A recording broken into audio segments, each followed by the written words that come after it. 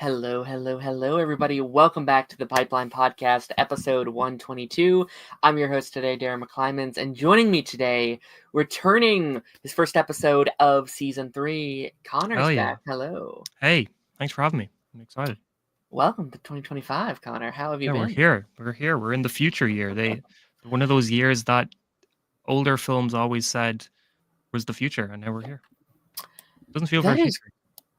That is crazy that we're kind of like, we're almost 10 years after when Back to the Future said was the future, which is insane.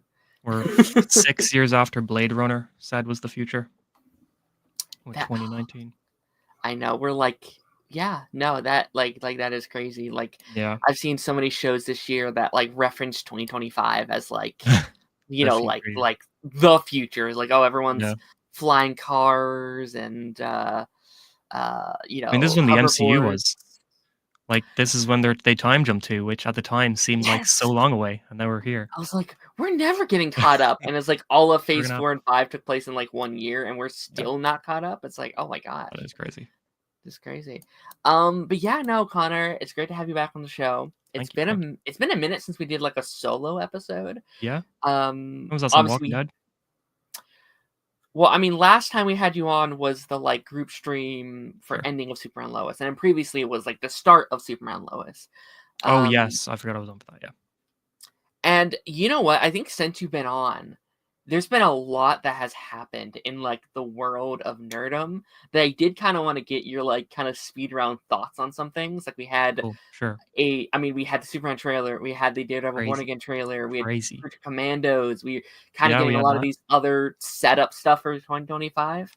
I do want to hear your thoughts on Superman because obviously we've talked about that since like day one of this show. Me and you've talked about that. We're here for the reveal, the logo reveal, or the That's one of my favorite scenes of the show. Just like your reaction to that.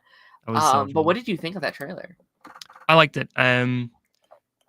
It showed a lot more than I thought it was going to. Like for a teaser trailer, I didn't expect for us to see Guy Gardner and Mr. Terrific and Hawkgirl and Metamorpho and all those. Especially Metamorpho. I thought Metamorpho was almost one of those characters that we weren't going to see till we were sitting in the cinema. So for him to be in the teaser was crazy. Got a lot of Lex in that trailer. We saw Crypto. I also didn't think we were going to see Crypto till like trailer 2 or something like that. And Crypto was in more of the trailer than anybody besides Superman, which was really cool. Yeah. I get where a lot of people are coming from in terms of the look of the film. I think maybe it looks a little more flat than it should have. Not as colorful as I think we would expect from someone like James Gunn, but I'm excited for it. It doesn't affect my excitement at all. I think it's going to be a really fun time, really good film. I'm really excited to see David as Clark and Rachel as Lois. I think they're both going to be great. And Nicholas as Lex as well. I think is going to be just from the teaser, he seems like a very different kind of Lex than we're used to seeing. So I'm excited to see what the actual film is like when it comes to him. For sure. Yeah, no, I mean, I don't know what like your experience on that day was, but like that felt like such an event. That felt such a moment that we're going to be like again, like it felt like I did my reaction to it. All my friends were doing like their reactions to it. That night I went home and did like a 3-hour stream on somebody else's channel for it. So it was like such this like tentpole event moment, I feel like, whereas like we're going to look back at that day when we got the first look at the DCU. I did a trailer reaction for it as well, and it was annoying because I had to like it was the one day of the week I actually had like a big thing on that I had to go to. So I remember I recorded my reaction and I had to like get on a train literally 10 minutes after I finished recording. I was like, all right, just upload it, just go live whenever. And I had to go, and I was gone all day, and I really wanted to do like a breakdown on it and like talk about it for hours, but it was just a really busy week. Which I remember when we found out that was the week the trailer was coming out, I was like, please come out before Thursday because I'm busy Thursday, I'm busy Friday, I'm busy the weekend. Please come out like Monday to Wednesday because those are the days I'm free. But anyway, what you gonna do? No, for sure.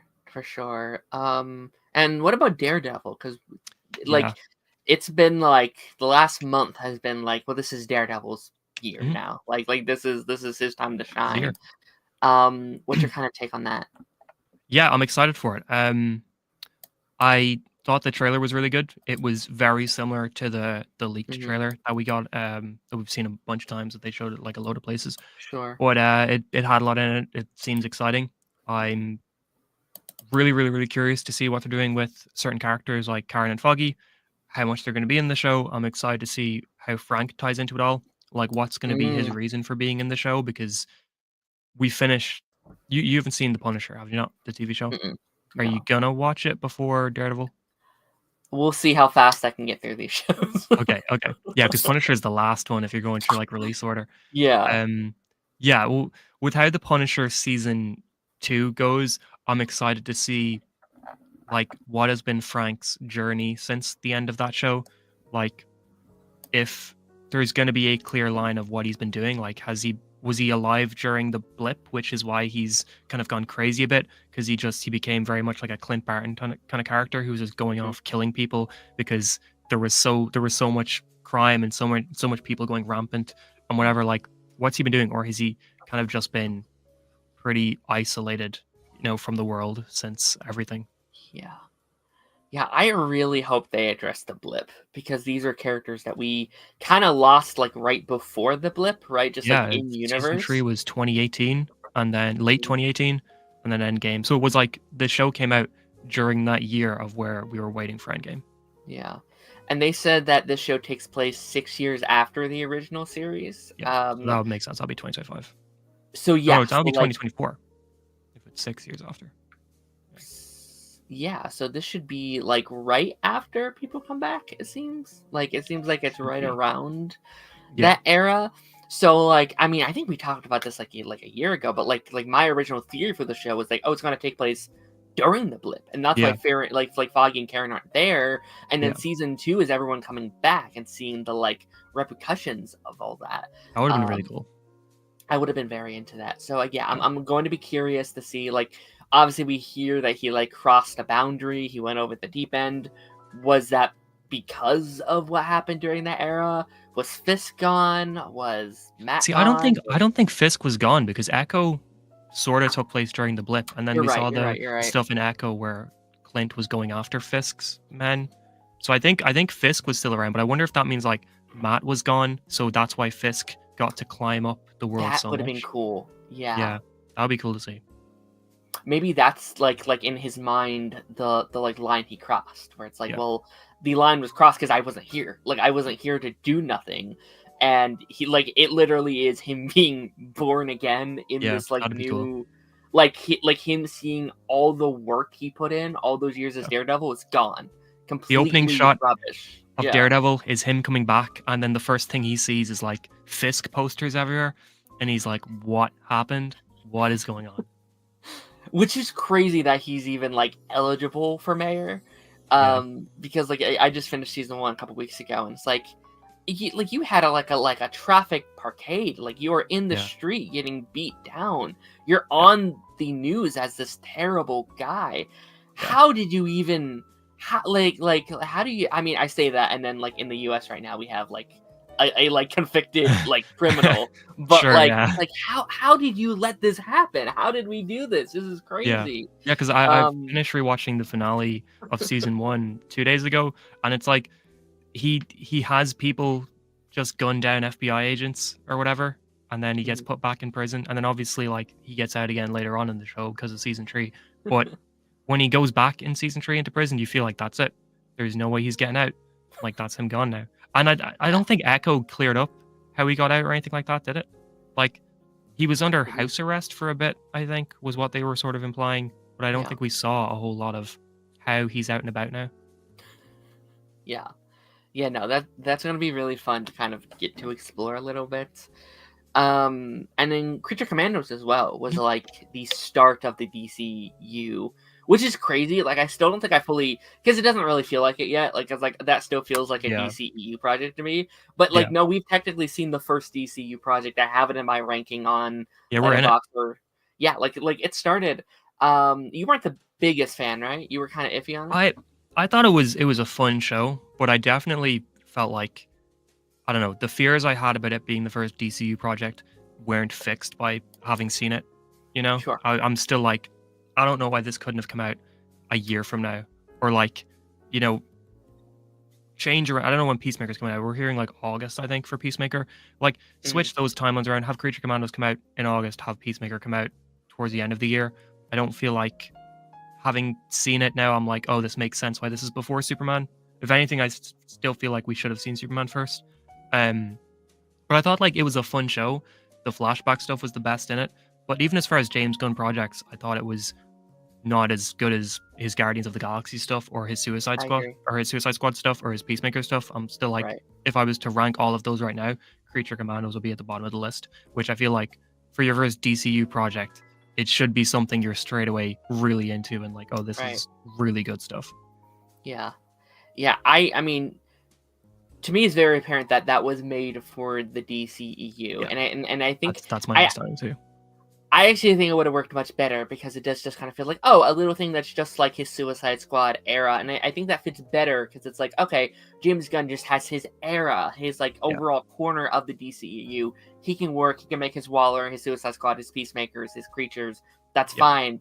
And then when he was like, no, you're in charge of everything. He's like, okay, this is already half done. You push Just this have in this be front. the first thing. Yeah, Yeah, and I am slightly, it could work, it could not, but I don't like this idea. Like, well, whatever's done first is what we're going to put out. Like, I yeah, don't I get why they're doing Clayface next year, but I also don't love it because it's like a Clayface I'm the before same. Batman and Wonder Woman and It's Flash. strange.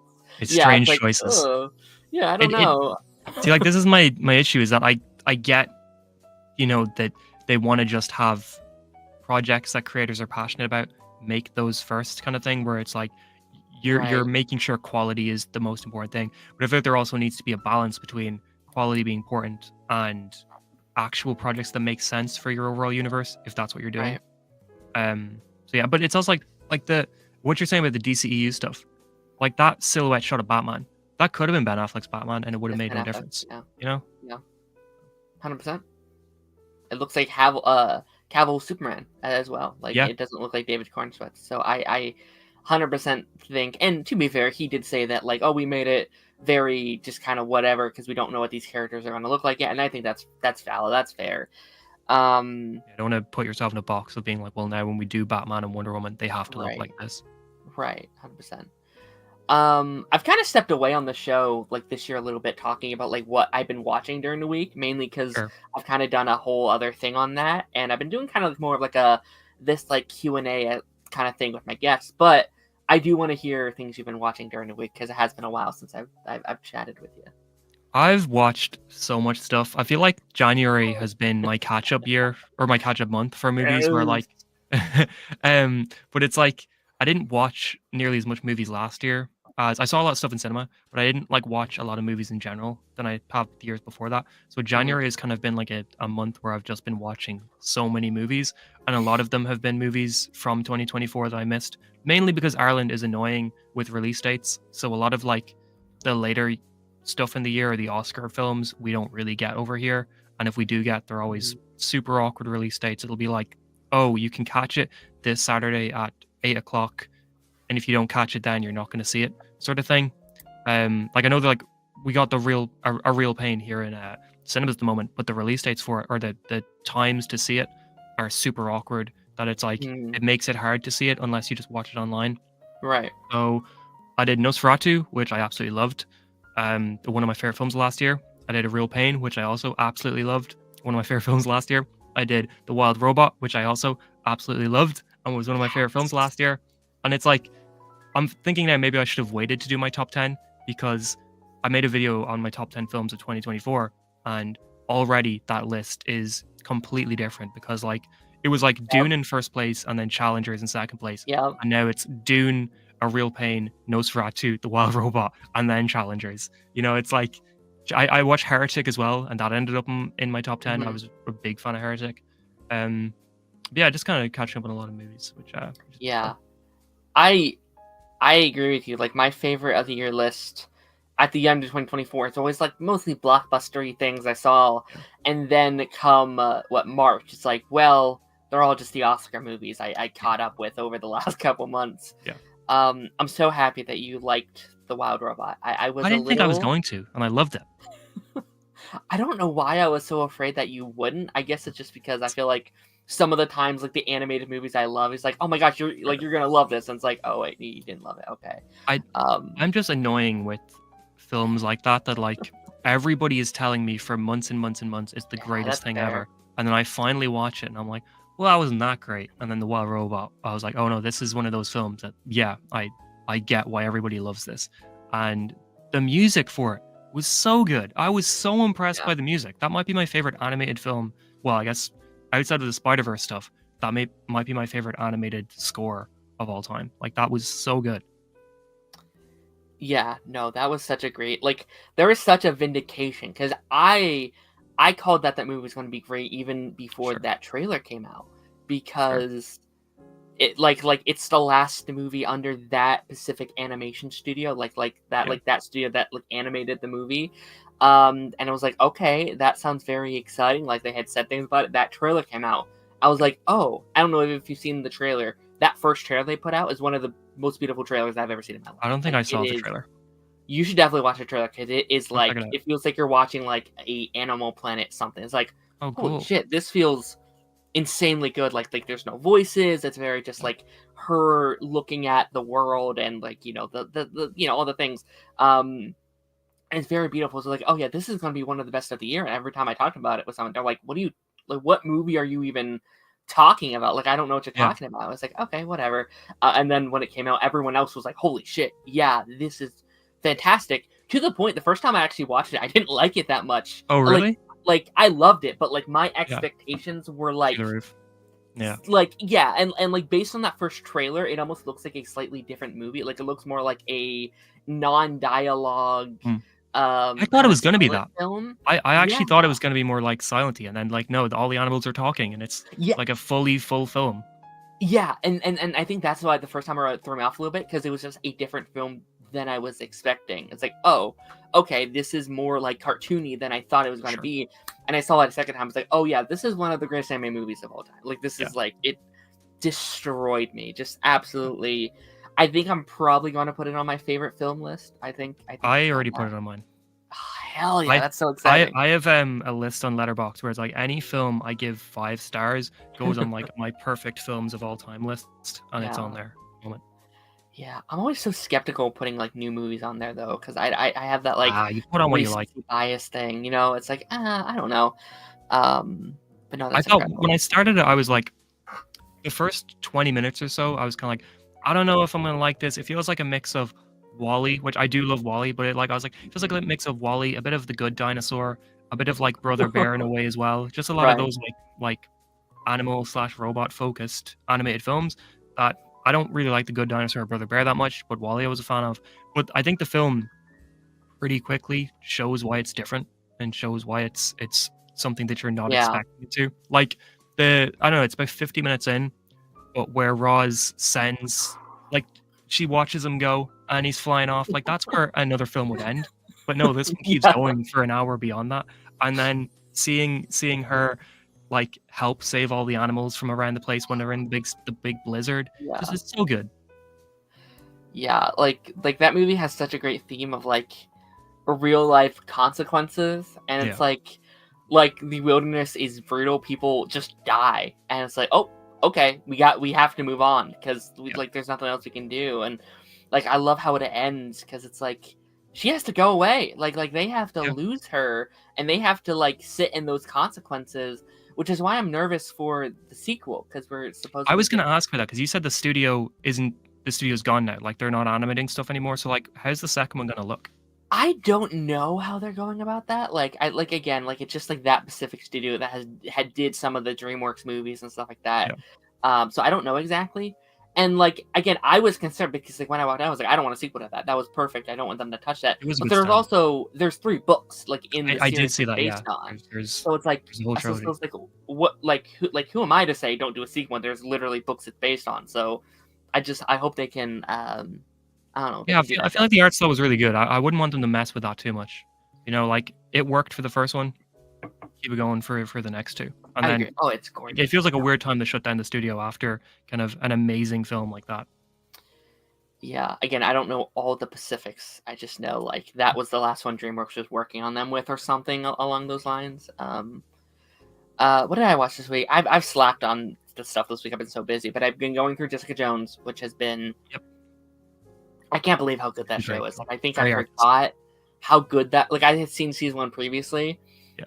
but I was like, "Holy shit, this is fantastic!" I think David Tennant's really been throwing me off because I just a couple months ago I finished like David Tennant's like Doctor Who run, and Yeah. Purple Man and Doctor Who are like so different, but also so similar too. Yeah. Like David Tennant's like mannerisms. It's like this feels like it could be like an evil Doctor Who in like Yeah. this alternate Multiverse, timeline.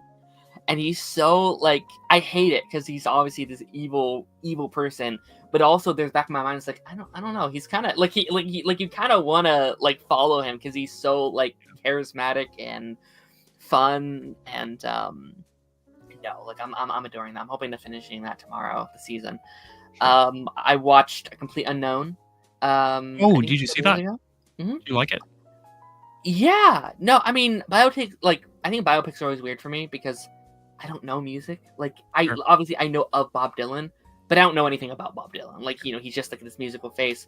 So they're always I think an interesting experience for me. Someone who just kind of goes into these blind, being like, all right, this is a new story I know nothing about. I think the best part of it is Timothy, because he like. As someone who doesn't know Bob Dylan, he like you forget that's Timothy Chalamet. Like he just is Bob Dylan. He Yeah. transforms his like you start off the movie, it's like, oh yeah, that's Timothy, and by the end of the movie, that's no longer Timothy. Like he completely transforms his like performance. Yeah. I kind of went into that with a little bit of like, I don't want to see this movie because I think I'm like slightly pissed it got like Best Picture, because I was like, wow, Robot should have got Best. Like all these other movies I love. Oh, you should have. Amelia Perez, but like I haven't seen A Complete Unknown yet, so maybe when I see it, I'll change. I watched Amelia Perez as well, and I was like, oof, yeah. I heard some rough things about it, yeah, but it's good. It's like I think people who like Bob Dylan will probably really like it more than me because I don't know Bob Dylan. But it's good. It's good. I saw the Dune guy on Twitter, the guy who went to see Dune like 50 times. Oh yeah, he saw A Complete Unknown and he was straight away like, oh okay, Complete Unknown is better than Dune. Everyone was like, what? Yeah. I mean, I don't even like Dune, and I disagree with that. I think Dune's much better. I think the third act does kind of like drag a little bit for me. Like it's kind of like it's good, and again, maybe just because I don't know Bob Dylan or biopics that much, but it's like I think by the third act you're like, okay, because it's like 2 hours 20 minutes. Like it's a lengthy movie. Okay. Yeah, so I think by the end you're like, okay, I'm kind of ready to wrap this thing up a little bit, but it's good. It's good. I wonder if that's a Best Picture thing, is that they nominate really long films. Because I remember last year when I was going through a lot of the Best Picture films, like I was going through most of them back to back, and I was like, why are all these films like 2.5 hours long? Like, can there not be one Best Picture film here that's just an easy hour-and-a-half watch, like get in, get out sort of thing? No. I can go down a rant, but I'm so mad that like we just refuse to acknowledge animated movies for the Best Picture category. Like I mean, just the three I've seen so far, just Dune, Wicked, and A Complete Unknown. I think I like Wild Robot more, and I like Flow more than all three of those movies. I need to watch Flow. I'm gonna try and get to it before the Oscars. I mean, I'd even argue Transformers 1 is better than those three, in my opinion. Like, I think... Oh, yeah? I think this year's been a fantastic year for, like, animated movies. I think the fact they got nothing, like, not even, like, an animated thing was... like, that sucked for me. But, I'm kind of annoyed that, A Different Man, A Real Pain, and Nosferatu, that none of those three were in Best Picture, because I watched the three of them, and I was like, yeah, these are better than most of the Best Pictures I have seen. I was like, I would like to slot all of these in. Like, I mean, like, I know I wasn't the demographic for Wicked, but it's like, I would have taken Wicked out, I would have taken Amelia Perez out, and what else was in there that I've seen? I love Wicked. I thought that was great. Yeah. I don't think it's Best Picture. Like, I think it's a really fun blockbuster. Yeah. I wouldn't, like, I don't watch Wicked and be like, that was one of the best made movies I've ever seen. Like, that's just not what I think of. It's fun. It's great. The music I thought it was great. fun, yeah. It should be up for costumes. It should be up for the music and stuff like that. It didn't even get an original song shout out, didn't it not? I don't think so. Yeah, I think it's like Amelia Perez and like some other films, but like not Wicked. I'm fine with like the acting stuff too. Like I think Ariana's great. I think like both those actresses. Like I think that's totally valid. Yeah. It's like the best picture though. Really? All right. Yeah, it was a choice. I was surprised about it because it seemed like one of those films that everyone saw, but the Academy wouldn't really acknowledge at all. So like the fact it was in there so much kind of surprised me. I feel like each year there's been like one blockbustery thing they've been trying to put in though. Just like because last year was Barbie, and like Barbie, I kind of felt the same. Where like Barbie's fantastic, it's amazing. I don't know if it's best picture Yeah, I felt worthy, the same. but it's really good, So Yeah. so I feel like maybe they're trying to be like, well, here's one for like the audience who maybe doesn't watch all these fancy movies, but they've seen Barbie, they've seen Yeah. Wicked, for that, and then for them, Madam Web wasn't even eligible. Not even eligible. What? Poor Sonic. Sonic wasn't eligible for. And I don't know nothing. why. I don't know why Sonic and Madam Web weren't eligible. It seemed like they were kind of just making up rules to keep them out. Which I mean, Madam Web wasn't going to get anything anyway, but like, why are you keeping it out? I also want to say the other day I started Matt Smith's run of Doctor Who. Oh hell yeah! What do you think? Started that era. I think his first episode's really good. It's where he's seeing Amy when she's younger, isn't it? His first episode. Yeah. It's really good. It's really, really good. It is just like David Tennant though. Like I'm still in that era of like, no, but it's so good, but David Tennant though, But it's a really good start. Actually, I'd argue probably one of the best starts for like a Doctor I've seen so far. I agree completely. Yeah, it's really good. I'm excited for you to get to. There's an anniversary episode that's towards the end of Matt Smith's run. I don't know if you know like who's in it or what the anniversary Day of the is about. Doctor? Is that it? Yeah. Okay. Watch the teaser for the Day of the Doctor before you watch. There's like this 1 minute teaser that goes through like all the Doctors with the music ramping up, and I'm not even that big of a Doctor Who fan, but that got me so excited. I was like, that's whoa, fun. Hell yeah! So check that out before you watch it. That's really fun. Yeah, and like Karen Gillian's in it, so obviously I know her. I know Arthur from like Legends. Yeah. This episode had so many like actors I knew in it. It had Luthor from Umbrella Academy and Black Sails. You also had who's the actor? She's a very famous actor. I always forget her name. The actor from Secret Invasion. Olivia Colman. Olivia Colman's in it as well. Yeah, so I was like, holy shit! There's so many actors in this episode. I think I watched Doctor Who.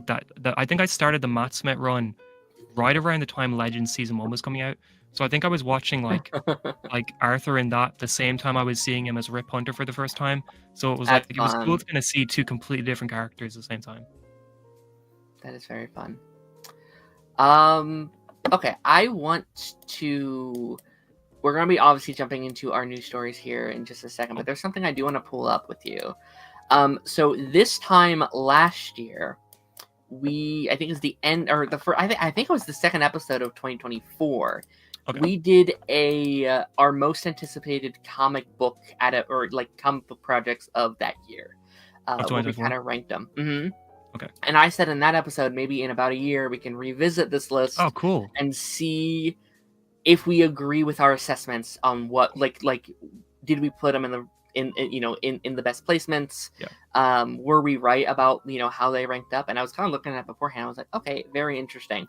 I remember not being very excited for a whole lot of stuff going into 2024. Not just even comic book stuff, just films in general. I remember not being extremely excited for really anything. Mm-hmm. Yeah. So I'm gonna pull this up really quickly. Okay.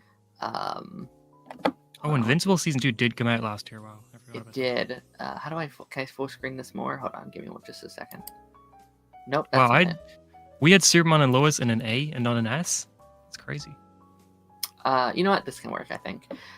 Okay, so in S tier we had Joker, Invincible, Penguin, and Creature Commandos, which I think was a pretty good assessment for the most part.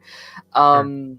I'm seeing one kind of glaring one that I feel like we maybe had a bit of a misstep on, which is probably what's Joker. The Penguin doing in there?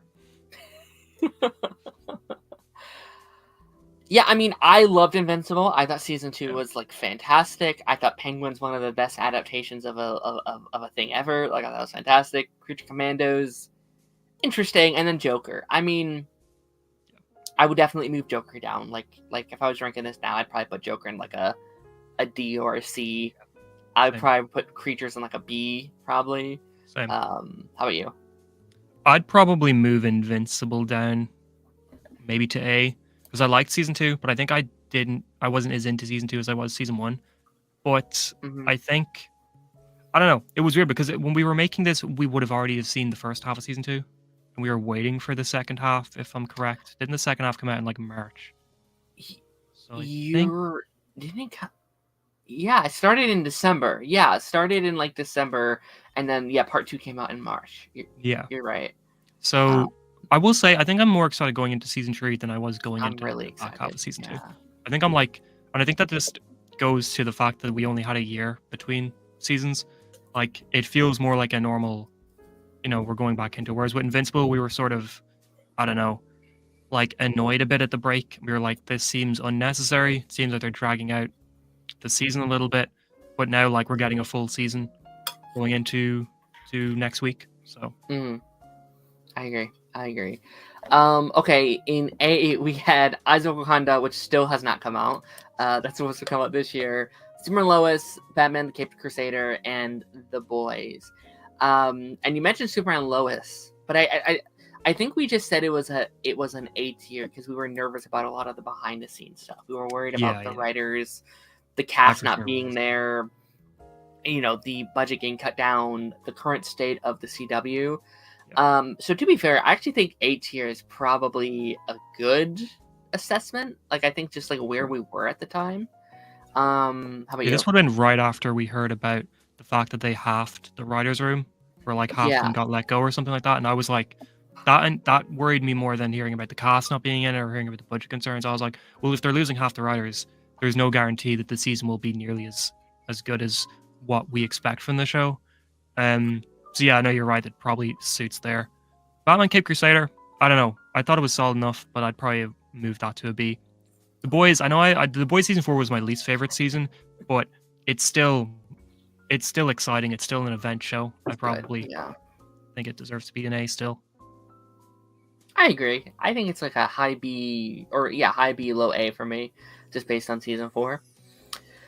Okay, B, we had Deadpool and Wolverine, Tales of the Teenage Mutant Ninja Turtles, X-Men 97, Friendly Neighborhood Spider-Man, which still Hey, has we're on not that or now. yeah. I guess it has technically came Yep. out, but this year. And the Suicide Squad anime. Um Interesting. So I've Did obviously we Mutant both Turtles come love out? what's that? Did Mutant Turtles come out? Did that It release? Or did. Ninja Turtles? Zero marketing. It just kind of dropped and no Okay, one I watched didn't. Yeah, I it. didn't see that at all. Wow. It was nowhere. Like I watched the first episode and I was like, okay, this is okay, but no one else is talking about it, and I was like, I kind of lost motivation, unfortunately. Sure. Um, I think B for Deadpool was a pretty good spot, especially where we Yeah. were at the time. I Like was I a felt little like worried going into Deadpool. I remember that. yeah, Like, I was like, I think that this could just be like cameo kind of film with not a lot to it. yeah. Again, I didn't watch Tales, so outside of the first episode, so I guess that's a solid placement. X-Men 97 and B kind of hurts me a little bit, but you know what? I think at the time I was in the middle of watching the OG show. We Sure. hadn't got a trailer yet. There was really nothing to really get you excited outside of just like the prospect that it's coming back. Sure. So at the time, I think B was good. B was probably quite high actually. And I mean I've talked to you about it. I think that show is one of my favorite seasons of probably any show ever at this point. Like I adore 97. I'm gonna guess. So just waiting on that. And, and then you haven't seen it, right? The for which X-Men? Yeah. I started a rewatch of the OG stuff in like Yeah. September, and then life got wacky, and I stopped watching it.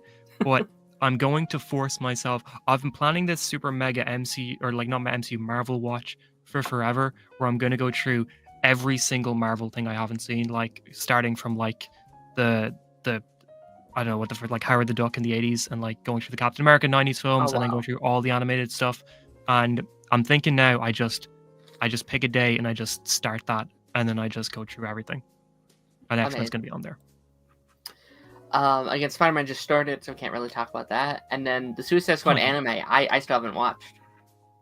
I have it on my currently watching unserialized. because there was one night where I was sitting there and I had the first episode open, and I was like, okay, I'm gonna just like, I think I did Kite Man, hell yeah, pretty late in the year, and then right after I was like, all right, I'll get Suicide Squad out of the way as well because I still haven't seen that. And right as I started it, something came up and I never went back to it. So I need Sure. to do that. Okay, see, we had Kite Man, which I haven't watched. Have you watched it? You said that you have, right? I have, yeah. I binged it in like one night. It was alright. I thought it wasn't. I don't know. It felt like it was missing something that Harley Quinn usually has, which makes sense because it's not a Harley Quinn show. But I felt like certain characters could have fitted into it more. Sure. Madam Web we hadn't seen. That was completely on me because I was like, guys, it has to be good. It's gonna guys, be right. guys, believe me, guys, it's gonna be fun. It's gonna be good. Sure. Yeah, but probably rank that too high.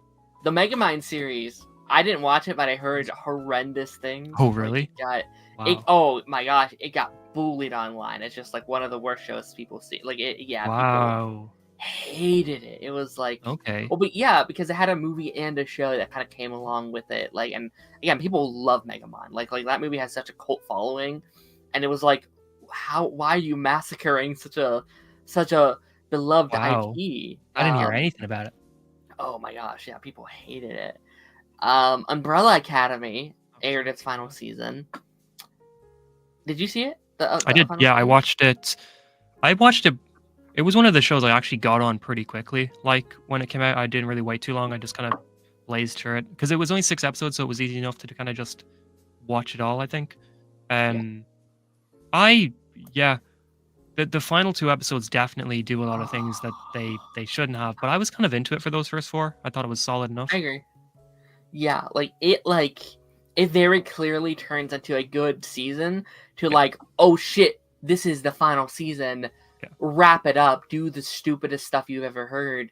Probably is one of my least favorite series finales I've ever seen in my life. Like I could not believe how they ended that show for me. Just was like, I know they're always kind of assholes, but I think them dying with each other, like hating each other, like them all just like, it was such a bad taste in my mouth, and it almost makes me hate the whole show. Just like, well, I think an ending for me is so important to like get right. Yeah. It can ruin everything, or it can make everything better. I think it ruined, like, especially like not. I know we have to like rush through these here, but like the whole point of the show being like, well, they're survivors. They like save one world to one world to one world. I think ending it to like, I don't know, they all kind of hate each other by the end. It just, I don't know. I did not like it. Because you were always really into the Umbrella Academy more than me. I love that show. Though, like those first 2 seasons used to be like some of my favorite TV. Like I loved that show. Yeah, no, I don't know. Agatha, pretty low actually.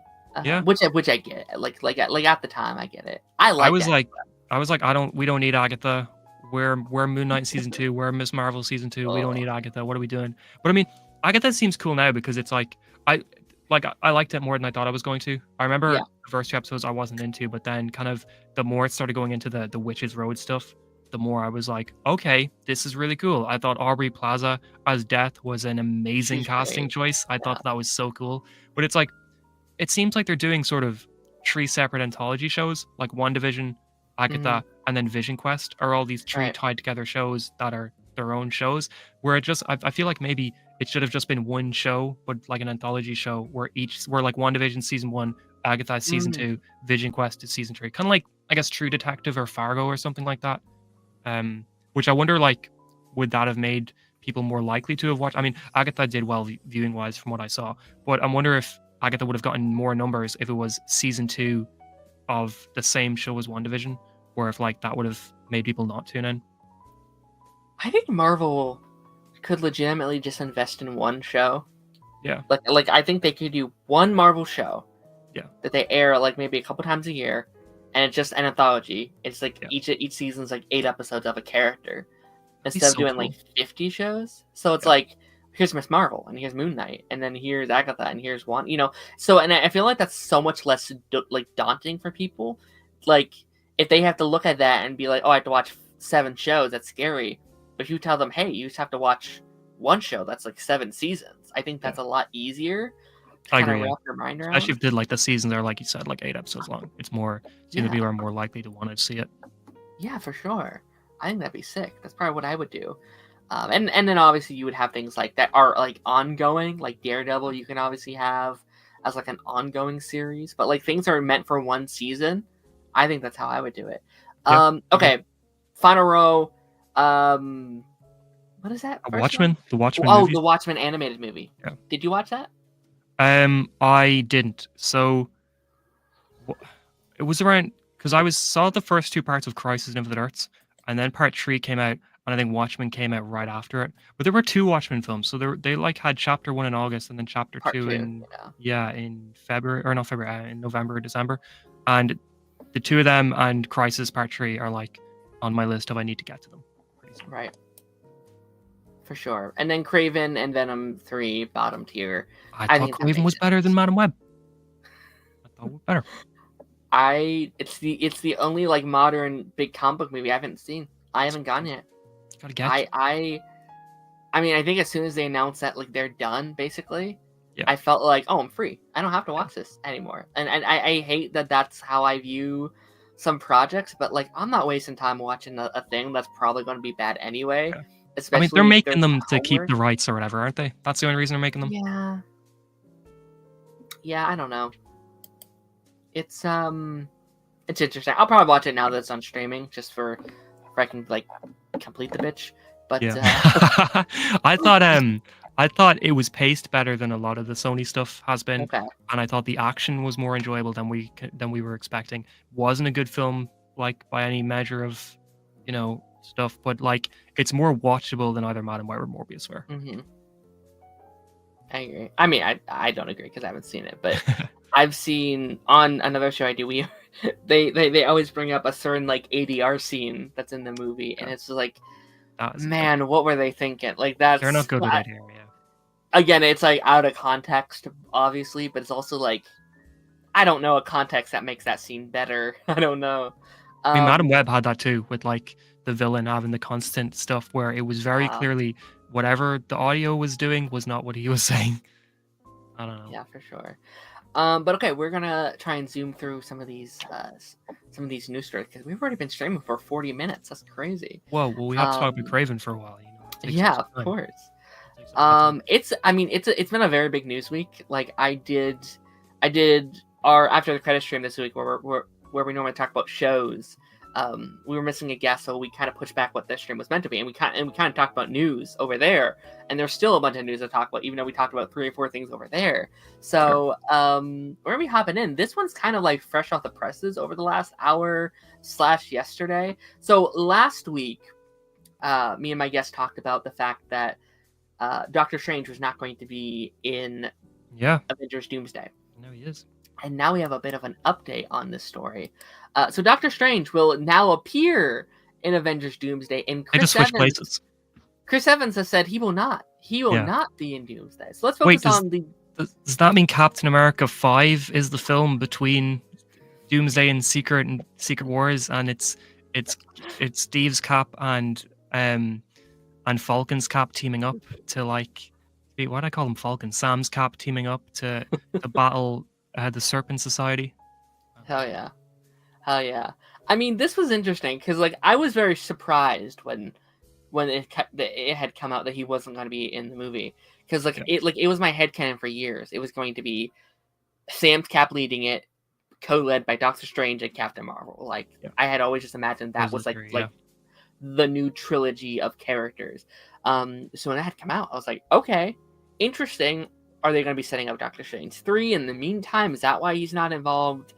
Are you happy that he's back in this project? Are you happy that he's going to be there? Honestly, I don't know, because I feel like we need a Doctor Strange film before we see him again. Because 2 ended with Cleo and him going off into who knows where. He's got that third eye up there now. Like, I don't know, there was clearly a big time jump already between Doctor Strange's last scene and then the credit scene in 2, where like a lot of time had passed. And I feel like we need another film before we see him again to clear a lot of that up, because it's going to be crazy that we went from him being in Endgame, Infinity War, straight into No Way Home, straight into his second film, and then he's just gone for years until he's back in Avengers. I feel like he's a character that he might be the biggest character at the moment for me that I feel like needs more time. Like we need to spend more time with him before we see him again. Because like even like I was thinking about that with Kamala, but then we saw Kamala in the Marvels, and I think Strange. I don't know where he could show up before Doomsday. He obviously isn't showing up anywhere. But I feel like Strange needs to either show up in a different project or get his own film before we see him in a big Avengers thing. Yeah. Because I thought it would have made perfect sense for like the credit scene of Doomsday to be similar to the credit scene of Infinity War, when we have Fury drop the pager and Captain Marvel's logo pop up. Like do something that the Sets credit up, scene, is teasing Strange is coming, and then we get the Strange film, same as we got Captain Marvel between the two, and that leads into Secret Wars. Right.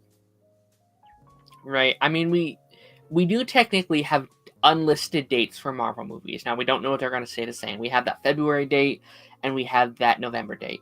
I think if we're getting any more films announced within the next couple whatevers, I think Doctor Strange is on that list. I think it's either Doctor Strange, or they're just not going to have films in that era of whatever.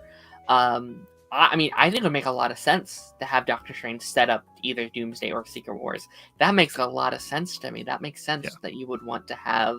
He's that character that seems like it would be perfectly, I don't know, to kind of mesh everything together. Yeah. In terms of Chris Evans, I mean, to me, this screams Andrew Garfield werewolf. Where I was thinking, because didn't we already get the sort of announcement he was coming back as Nomad? I mean, I don't think it was confirmed that it was going to be that, but it's like it was like the whole Haley Atwell, Chris Evans thing kind of came out around the same time. Yeah. And I don't see you bringing back, because they said Peggy Carter. They didn't say Agent Carter. They said Captain Peggy Carter. Yeah. So, which, I mean, if going off the What If season 3 ending, isn't she technically the most powerful like Marvel hero at the moment? Yeah. So how are they gonna justify the power balance or whatever? Not because, I mean, What If, quality aside, not a lot of people were watching it. Not a lot of people knew what happened in it. So I feel like Doomsday already has a lot to handle in terms of setting up characters from the TV shows people haven't been seeing. To throw Captain Carter in on that, who now you have to be like, oh, by the way, she is pretty much like Marvel Jesus right now. Yeah. Yeah, which is why I think it's going to be Peggy Carter and not like Captain Carter. Like, I think...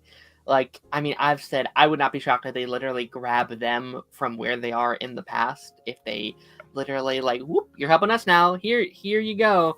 Yes, that was so cool. I mean, I'd rather if he wasn't in it at this point. I mean, I've not been secretive. Like, again, I love Chris Evans. He's my favorite MCU character. I wish Downey wasn't in it. I wish he wasn't in it. I wish he was focused on the new people, right? Especially thinking, Sam's first debut as an Avenger, right? Or like the leader of the Avenger. Chris Evans there, everyone's gonna be talking about him. So we'll see. I'm doing a stream in a couple weeks. I'm excited for it. That's like pitching like what our roster would be like for the Avengers 5 lineup, and I think that's gonna be really fun just to like see what, because there's like so many characters, and like the whole thing that's like, oh, we're gonna have 70 characters in our movie or whatever. It's like that might not be enough. Like there's so many characters. Honestly, when you think of like everyone who's been introduced over the past 4 years and their extended characters, because it's like, can you bring Kamala in without including her family? Can you bring Moon Knight in without including Khonshu? And who was the other woman in Moon Knight? The one who was beside him. Oh, the one with the wings? Yeah, I completely am blanking on her name. But like, can you include, the three variants of Moon Knight, like Spectre, Lockley and all them, without having her in it as well? Like, it's a confusing thing. For sure. It's going to be very interesting. I'm very curious to see where we're going to go. And speaking of where we're going to go, the places you will go. Animated film adaptation is in the works for. I have no idea what that is. Okay. You know what? I didn't think about that. You don't have Dr. Seuss, huh? Dr. Seuss isn't really a thing over there, huh? We know of him, but yeah, he's not like a big deal right now. He did Cat in the Hat, right? He did, yeah. Okay. Yeah, people here would know him as like the Cat in the Hat guy, but that's it. See, that's insane. That's a little insane to me. Oh yeah. Just this like cultural barrier that's so strange, because like. Sure. To me, he's like the most famous author of all time in my. Oh, whoa, really? Wow, like more than like in Wow, school, okay. that's the author, like growing up. It's Yeah, like, you've yeah, grown with like Dr. Seuss. H.G. Wells and all that sort of stuff. Yeah, Wow, at okay. least we're like he is like a legend in so many eyes. He makes Yeah, some of the it like over here at least. Like sure, yeah. he's that guy. Like Dr. Seuss is such this household thing. Everyone grows up on those movies or those books growing up. Like you read those in like elementary school over and over and over again. At least when I was a kid, maybe they're kind of not as big now, but um okay, that's interesting. So, have you seen any of the movies? The like or like Cat in the Hat movie, The I would have Grinch, seen The Cat or in the Here's a Hat at one Who? point. It would have been like a Okay, film I saw when I was a child, and I remember not being super into it. That's kind of it. That's like all okay, I know. What else has that's he done interesting. then? What are his other like big things? I mean, Cat in the Hat, The Lorax, The Grinch. Oh, I know of the Lorax. Oh, he did The Grinch? That's He his did The thing? Grinch. Yeah, Wow, okay. mhm. I've Yeah, seen The that's his Grinch, book. the Jim Carrey one. I mean, Fox and Socks, and like Green Eggs and Oh, yeah. Ham, and like a lot of Heard of it. those kind of. Again, here's like these very big things, and Yeah. I mean, I wasn't sure if I wanted to bring this up, but I did think it was kind of an interesting topic because I think the conversation about Doctor Who's film adaptations have been very hit and miss among people. Like the Kind of Hat movie was very weird. The Horn Hears a Who movie was weird. The Lorax movie was weird. I think the only ones that have really caught fire was The Grinch, which is kind of its own Yeah. like it's its own entity of its own. Um, so I think doing this is a very weird book to adapt because there's not Yeah. really like a character. Like the whole thing is like, oh, you can go here, or you can go here, or you can go here, or you can go Yeah. here. Like just with his rhymes, right?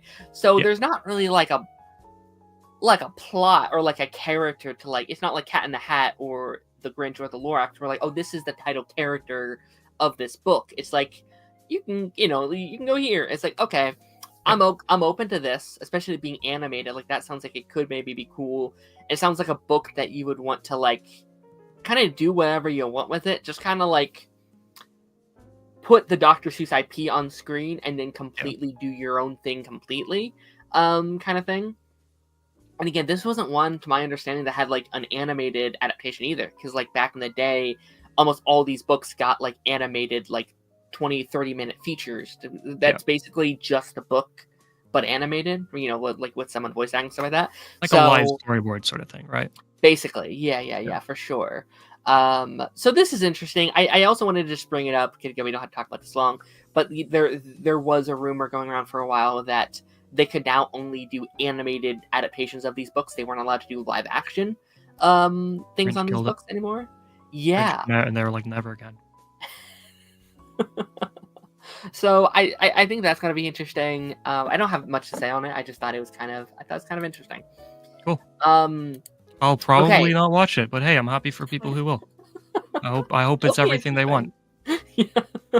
I mean, I don't think people are like clattering for all the places you will go adaptation. Like that's not one of the like super famous ones. Like people Yeah. watch it and stuff like That's that, what but I'm it's saying. not Like like I've heard of the Lorax, I know the right. Grinch, obviously. I know Cat in the Hat, but like outside of those three, like I've not heard. Mm-hmm. I've definitely never Green heard eggs of and ham, huh? basically. No green eggs and ham. No. That's crazy. That's Green wild. eggs a thing? Like is that a food over there people eat? No, it's just part of the Okay. book. The whole Okay. like the whole point of like the book is like, oh, would you eat green eggs and ham here? It's like, nope. How about here? Nope. How about here? Nope. How about here? Nope. That's the whole book. It's a weird one. Okay, we're back to Marvel. We're back to some Oh yeah. Marvel stories. Your Friendly Neighborhood Spider-Man has been renewed for season 3 ahead of its season 1 premiere, while Agatha will not return for a second season. So let's talk about Friendly Neighborhood first. So this premiered yesterday. Its first 2 Sure did. episodes. Been a lot of controversy over the last week or so. Yeah, let me ask you something, right? Maybe you don't want to talk about it, but did you see that Yeah. Josh Keaton posted a picture of him beside the poster, and like people are already being like, "Wow, did they replace him that fast?" I would kind of hate like Honestly, again. I'll I sign that love tweet. Josh Keaton. I love Josh Keaton. That's Spectacular Yeah, Spider-Man, right? Yeah, he's I like love he's like that. the most iconic voice actor, isn't he, for the character? Yeah, I would love if Josh Keaton came back as Spider-Man. I don't know if I'd want it to be this Spider-Man though. I'd want you to just Sure, give yeah. him Spectacular season 3. Like give him Seems like that. it seemed like this Spider-Man is a bit young for it to be Josh Keaton again. Hi, Mike. What's up? Yeah, no, like I think he has like a lot deeper of a voice, and I think this Spider-Man's trying to go for at the moment, right? Yeah. Like this Peter so far is supposed to be very young, very kind of new to it. I think Josh 16, 15, Keaton, whenever yeah, Civil War was. yeah, no, I think I don't know. I like I don't know if I want Josh Keaton for this Spider-Man, but obviously bring him back for other stuff for sure. Oh, did you just send me the link? Yeah, For yeah, that? yeah. Okay. Yeah, I saw that. I mean, what do you think? Oh, sorry, I didn't know if you saw it or not. Yeah. Do you think? I mean, maybe he just plays a role. Like maybe they give him Maybe, like yeah. a little. Like a villain or something. What's a role they could give him that's like sort of Spider-Man, but not? Like Could like you give Ben him Venom? Reilly sort of Spider-Man. Venom would Be be cool. fun. Yeah. Do like I mean, he's Prowler. kind of that like. Josh Keaton has now played 2 Spider-Man characters that aren't Spider-Man, right? Like he did that villain in Young Justice, and then he Oh did yeah, he did Invincible as well, didn't he? Invincible. Yeah, he did Invincible. So Forgot all about that. I mean, in terms of getting a 3-season renewal, kind of just right off the bat, how do you feel about that? Are you happy that it's kind of already kind of like set its place? I mean, I was talking to you super briefly about the show yesterday. I had 0 expectations going into it. I thought the animation didn't really look super great. just like the animation's fine. I like the comic book look. I just don't like how every time they show like a big shot, everyone in the background is completely still, and like it almost feels like, I don't know. It feels like you're watching a live like comic book taking place, Motion which is comic. fine. Yeah, like a motion comic, exactly. But which is cool, but it's not exactly what you want to see in a big Spider-Man animated show. Yep. But I was actually very, very, very impressed with the first episode. I didn't like the second one as much, but the first episode, I was like, wow, the music in this is great. That opening theme song is super good. The opening credits are super good. That as soon as the song from Civil War started playing, and then we see like Peter walking into his apartment, and it becomes super clear what they're doing, I was like, oh, this is actually really cool. Taking the comic book Spider-Man and almost putting him in a very similar MCU, and just seeing what happens, like a meshing of the two worlds almost. But I do think maybe Marvel needs to calm down a little bit when we're doing things like super far ahead, because when a controversy like what happened yesterday happens, where, you know, we know from Twitter they're not going to forget about that. People are already comparing him to like Spider-Man Lotus and stuff like that. Those jokes are gonna be very prevalent and be on every post the show makes going forward. So I think Marvel needs to be aware of stuff like that. But it also, like, I like when animated shows get renewed ahead of time, because it usually means the breaks between seasons aren't going to be as long as, say, Invincible had between seasons 1 and 2. I mean, I think this gives them the perfect opportunity to do yearly releases for a show like this. Yeah, for sure. Which is what I've been wanting from Marvel. I've been wanting, and hopefully Daredevil's in a similar slot, because they're already filming season 2 of that. So I kind of like the idea of having shows like Daredevil, Spider-Man, maybe like if you listen back on like the MCU really adjacent shows and fill in like every year you can expect a Spider-Man, a Daredevil, hopefully eventually maybe an X-Men 97 every year. That's exciting to me. It is nice to just like in this era of things getting canceled, it's nice to have some like you can breathe a little bit. Like, okay, yeah, we can plan out for the next 3 seasons. We can kind of, I mean, we're already going to have more of the show than Spectacular Spider-Man, which is really crazy to think about. And after season 2 did it. Wasn't like only like 26 episodes total or something that show had? Yeah, I think it's 13 each. So yeah. Oh yeah. Okay.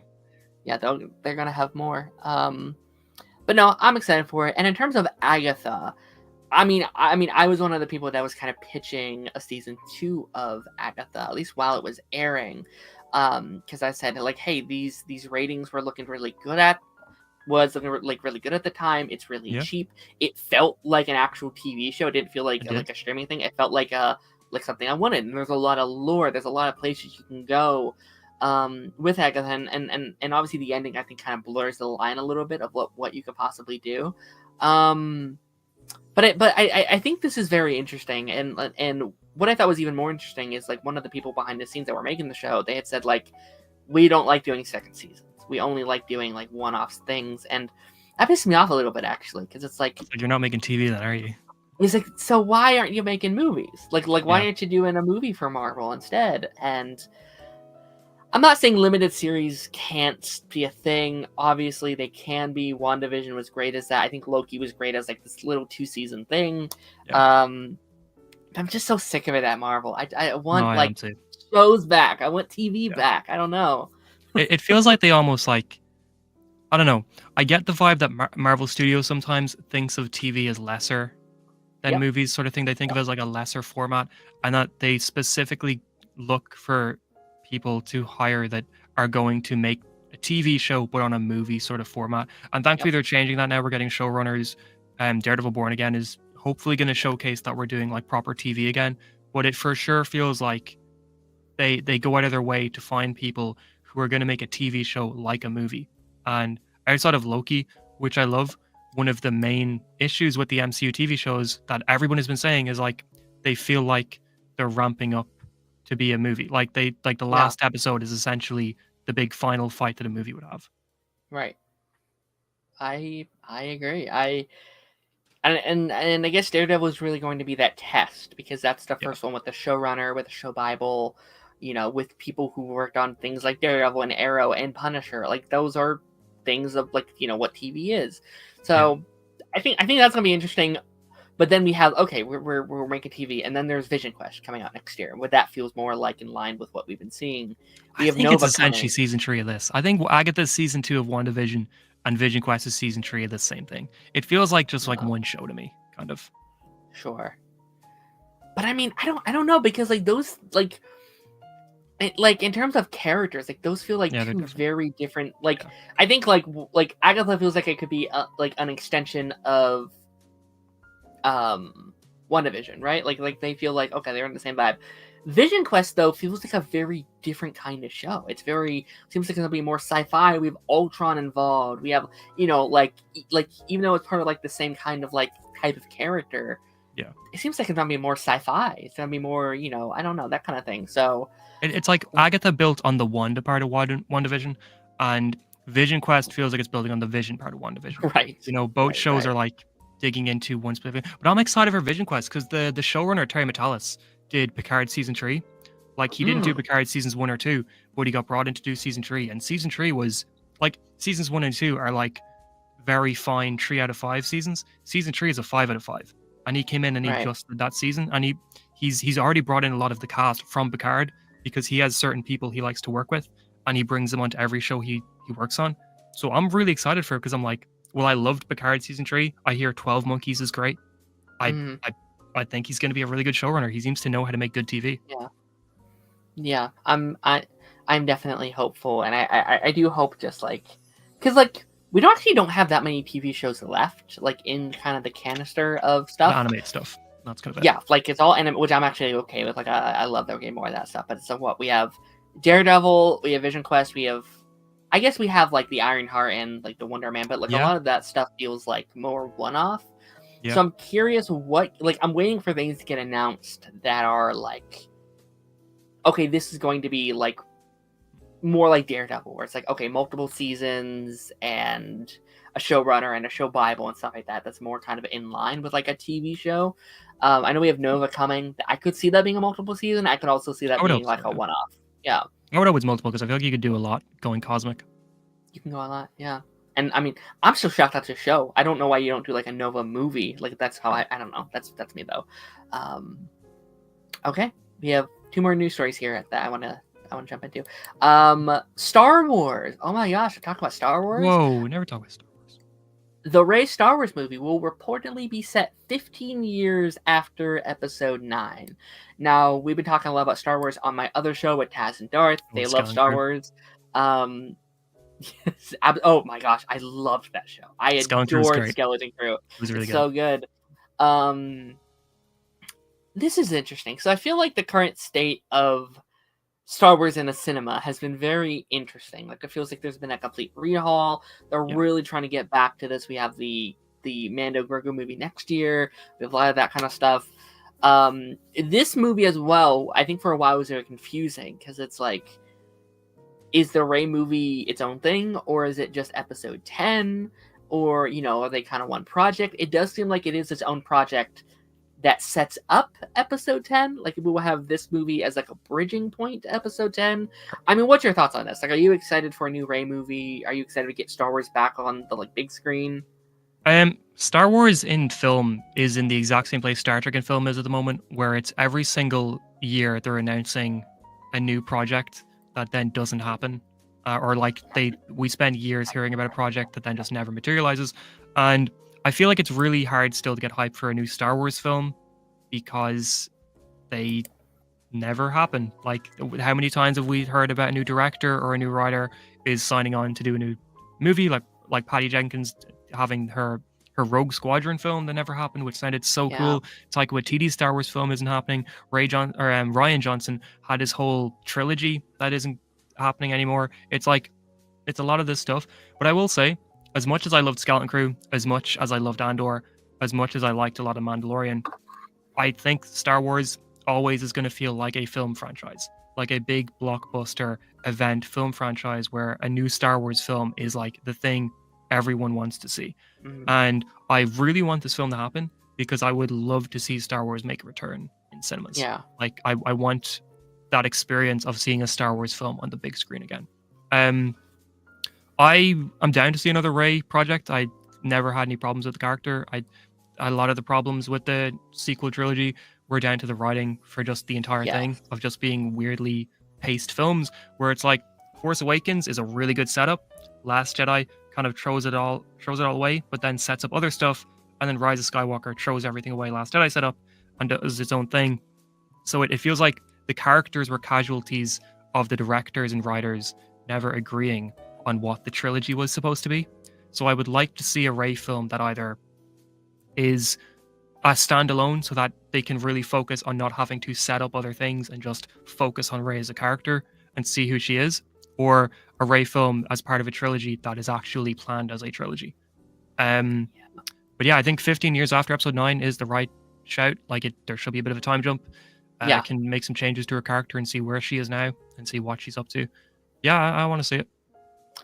Yeah, I always liked Rey. Like I always thought she was a very fun character, but I definitely want you to give the chance to redeem the sequel characters because I like those guys. I think if you had written them better, they could have been one of the best like trios in Star Wars, right? Like I think like the potential is there.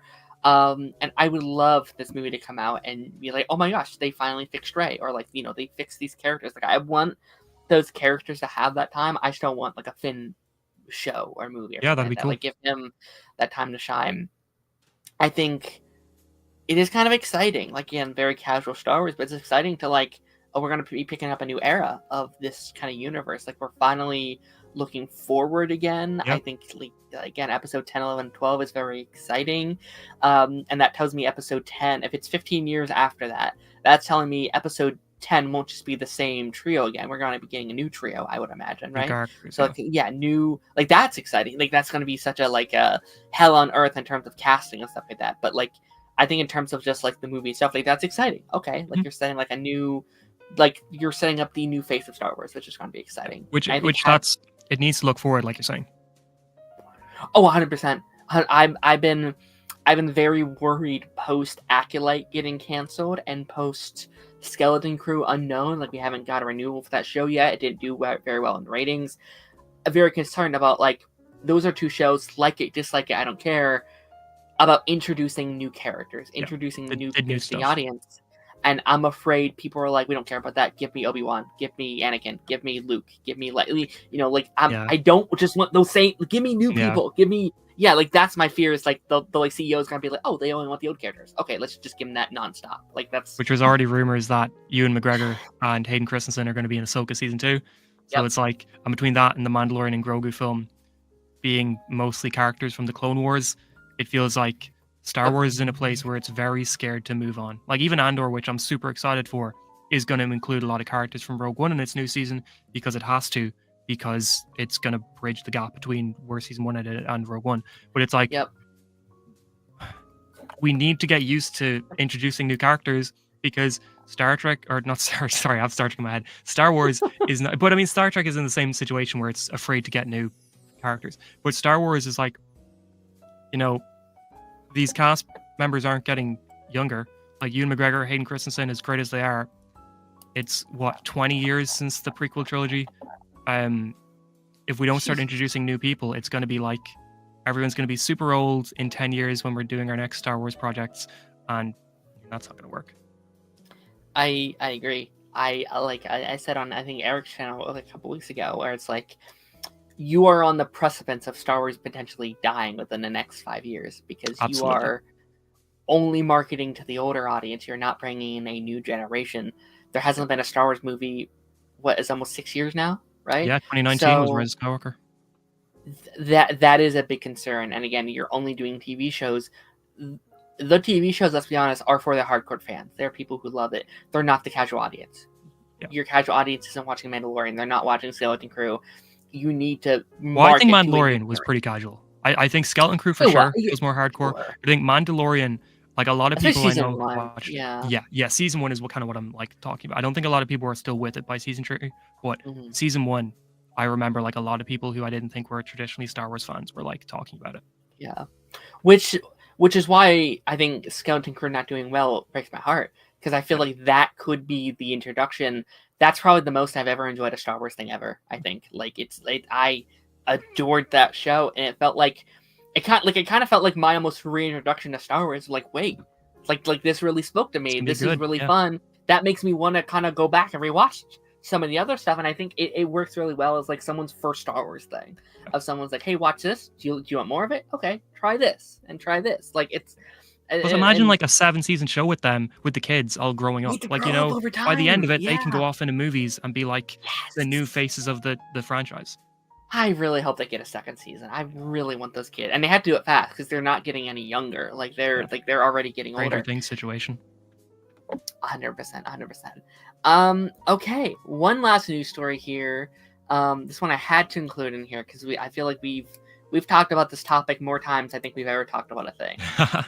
Agents of S.H.I.E.L.D. Oh hell yeah! Hell yeah! Connor, if we had a nickel for every time we talked about is Agents of S.H.I.E.L.D. canon, we'd have a lot of damn nickels. Canon. Everybody says it isn't canon are wrong. So you made a video on this yesterday. Brad Winnebaum. As you brought it to my attention. I did. Brad Winnebaum, kind of head over at like the TV side of Marvel, wants to bring in the ABC era of shows in the MCU. Now again, you love Agents of S.H.I.E.L.D. I love Agents of S.H.I.E.L.D. We've talked about it a lot over the years. We've been on this like constant protest and just like procade of like, okay, how do we bring these guys in? When it's going to happen? Theorizing. Okay, maybe it's Secret Invasion. Maybe it's WandaVision.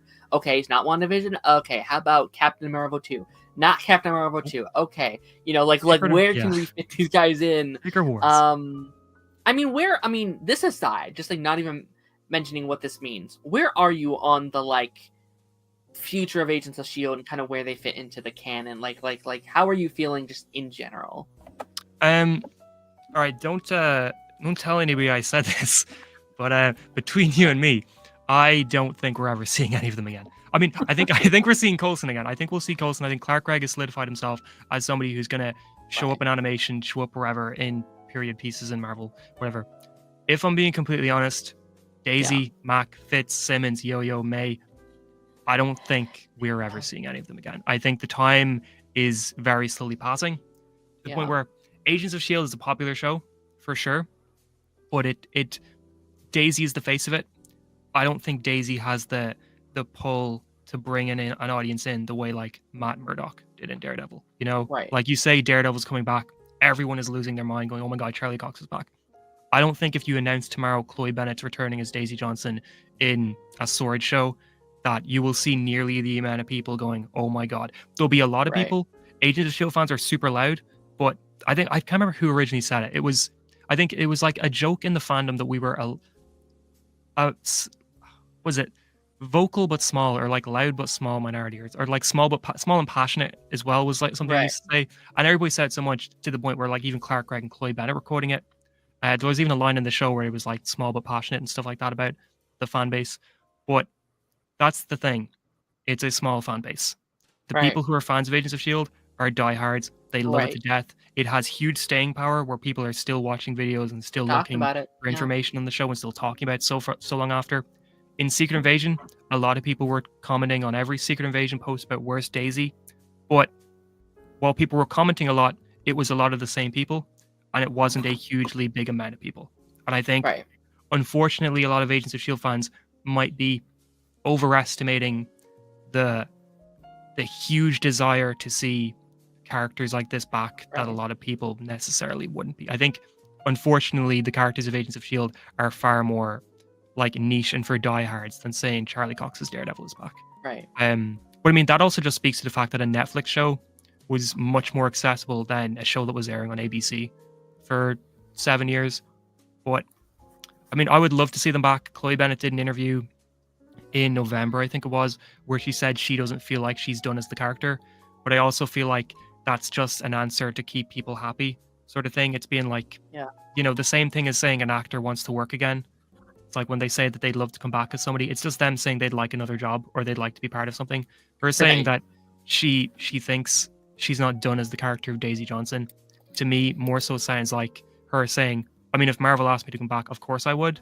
Not Right. necessarily Marvel are going to ask me to come back. Yeah. So we'll see. I unfortunately agree with you to a point where I think here's the thing. I think we're now on a time crunch to make this thing canon. Yeah. Absolutely. Because after Secret Wars, it doesn't matter if we're canon, because nothing's canon, right? Like, yeah, like you could say Scooby-Doo 3 was canon to the MCU. It's like, okay, cool. That doesn't matter now, Well, it right? was, Like, so it was. yeah. Cool.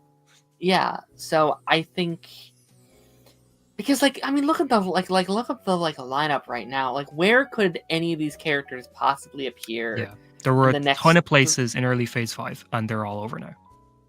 The only place I could possibly see them in the next couple of years would be Secret Wars, if it is like a small little cameo, like they're traveling the multiverse or something. They like show a glimpse of them, and that's like, okay, yeah, they were non-canon, like they're on their own as separate Earth.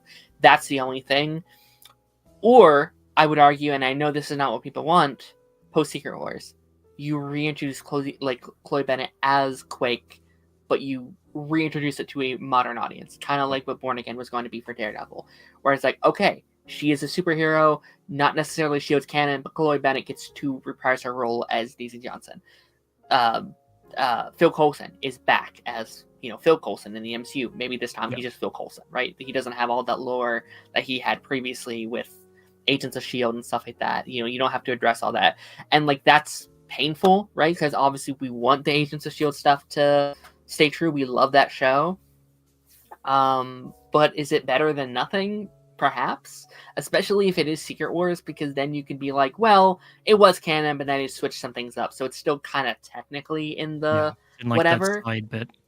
Right, like you can play a lot with headcanon, I feel like, in terms of like, well, yeah, but it censor there means it always was canon, so haha, whatever. Yeah, I don't know. I mean, in terms of this comment, this gives me a little bit of hope, because this is, I think, slightly different than what we heard before, where he said, yeah, I would want it to be involved, and oh yeah, I would. This comment to me screams, no, I am going to try. I am trying to get them in. Yeah. So, because Feige would say things Feige would be asked the same question years ago, and Feige would be like, yeah, I don't know, I love the show, we'll see what happens. Whereas Brad straight up says, I have it in my head about where they would fit in the canon if I can make that happen. That's much more of a positive answer than we usually would get. I mean, I guess Daredevil's not out of the question. I guess Daredevil would be the only Daisy was in the same orphanage. Yeah. Do something. I mean, delusional 100%, but they keep teasing cameos, other cameos that are gonna be in the show or whatever. I know of two of them that we're getting in Daredevil. Well, one of them everybody knows because it's Kamala's dad, but I know another one that I don't think is well known yet, that I won't say. Okay, interesting. Yeah, I mean, I don't think season 1, but maybe if he's actively still trying, maybe he can say something like, "Hey, season 2 is filming. You wanna give us a little cameo, just a little something?" Maybe he has to interview someone, or he has to, interrogate someone who happens to be Chloe Bennett at a bar or something, just to be like, "Oh, I don't know," like something like that. I don't know. The problem is as well, though, is if we do get an Agents of Shield, if they ever popped up again, we are never, ever, ever, ever, ever seeing even if they announce an Agents of S.H.I.E.L.D. revival show, the unfortunate truth is we are never, ever, ever seeing, like, who's in there? We got 7 characters in that picture there. We are never seeing those 7 characters together again. Just Together, because no. it is so awkward to get all of them back. Even like coming up to the end of Shield, we saw how awkward it was to keep Ian around because he was booking projects nonstop in England, so he had to constantly fly back to England, film stuff for the BBC, and then fly back to where Agents of S.H.I.E.L.D. was shooting, so that they could get him for episodes in a season. Yeah. Like all of these cast members have been extremely booked and busy since it's one of the most successful casts I've seen post a show in a while, because like think of like Arrow, like outside of Superman and Lois, we don't really see a lot of non John Diggle characters, like the actors and actresses, we don't see them in a crazy amount of stuff, but I've seen every single one of them in something since Agents of S.H.I.E.L.D. ended. Like they are just staying booked and busy, and I think you could for sure get Daisy and May and Coulson in a scene together somewhere if you tried, but you're never getting like, you know, your Mac, your Fitz, your Simmons, your Yo-Yo all in that same scene, because they're just schedules are just never going to line up again. I think maybe you could if it was like more of a one-off thing, but in terms of like a series regulars, like, you know, for a full show, you're definitely not. Okay, so if they announce the show tomorrow, let's say tomorrow they're like, we're working on it like Agents of S.H.I.E.L.D. season 8. Who out of the main cast do you think they would get? Like who do you think? Who would I want, or who do I think is likely? Who do you think they would be able to lock down right now for a new Agents of S.H.I.E.L.D. show? Chloe as Daisy, Ming-Na as May. Yeah. I think Elizabeth is Simmons, and I think Clark Wright is Coulson. I think the other 3 would be much harder to get back. Yeah. And you know what? Like, I actually don't think I actually wouldn't be against that, to be completely honest. Like I wouldn't, like, obviously we love this cast. We adore this cast. Yeah. But also I don't hate the idea of also introducing new characters, right? Like, I think like you'd have to. introducing a new what about Sosa? Yeah, I could see Sosa coming back. I don't know. Have I seen him in anything? I have seen him in something. There was something he was in recently that I watched. And one second, let me double check that he was definitely in a TV show I watched recently. What's the name? And what I think. See, the thing is, well, with how Agents of S.H.I.E.L.D. ended, you'd need to try and make it work for why these characters are together again, because there was that whole thing where like the Chronicoms and stuff like that were saying this is the last time the Agents of S.H.I.E.L.D. were ever in the same room together, and then we see in the finale they're not in the same room together, they're just sort of like doing hologram things. I mean, look, there's writing ways to get everybody, you know, to work around everybody's schedule. Like, there's writing ways to make everything work and make sense. But Resident Alien, that's what I saw Susan. He was a regular in that. And he's currently starring in Invasion as well, the Apple show. You could always write it around where it's like, oh, like you all will no longer be inside the same room together. You could be like, it's just like Fitz isn't there that one time, or it's like, oh, like Mac isn't there this one time. Like all of 7 you were never in the same room, but that doesn't mean like 6 of you can't be in the same room, right? So like I feel like there's a workaround around that. But I think honestly, I do think Sword would be the easiest way to do it, because all you really need, I mean, let's be honest, you only need Daisy to make that work. Like, I want Sosa, I want her, her sister, but you could write around like, oh, he's on a mission here, or she's going here, or whatever. All you really need, I feel like the massive fan base only really want, obviously they want everybody, but they only really want Daisy. Like, if you can get Daisy back, I think people will be happy. Daisy's the one that would bring like a lot of people back, is like who are Agents of S.H.I.E.L.D. fans who aren't super crazy about the MCU. I feel like everyone else sure would get people interested in, but Daisy is the one where like you get her back, you've got the fan base. Like everyone will be on board with whatever you do. Like Fitz, Simmons, they're super popular, but I can see a lot of Agents of S.H.I.E.L.D. fans, not a lot, but like a small amount of Agents of S.H.I.E.L.D. fans being like, oh, it's cool Fitz and Simmons are back. I'll probably check out that one scene on YouTube or whatever whenever the project's out. But you get Daisy back, people are like, oh, I'm going to show up, I'm going to watch it, I'm going to tune in, I'm going to see what they do. You could probably, even if you wanted to, just do a show called like Quake, right? Where it's just her, like maybe she's off on a mission or whatever kind of thing. Call it Inhumans. No, I mean, this is exciting. Like, I again, mean, I they think got Black Bolt. They got Anson Mount. Sorry, they got Anson that's Mount's Black Bolt back. crazy. Why can they not get Chloe Bennett as Quake back? Like, This is, out of all these shows, like out yeah, of the like ABC era with yeah, Agent Carter, with Agents of Shield, and Inhumans. Inhumans should be the hardest. yeah. No, it Like, should be. and like the fact that like Peggy Carter's in canon right now is fucking bonkers to me. Like there's no like I think like especially after that What If episode recently, that like that's just Agent Carter. Like Yeah. that's just the plot of Agent Carter. Like it's so strange to me.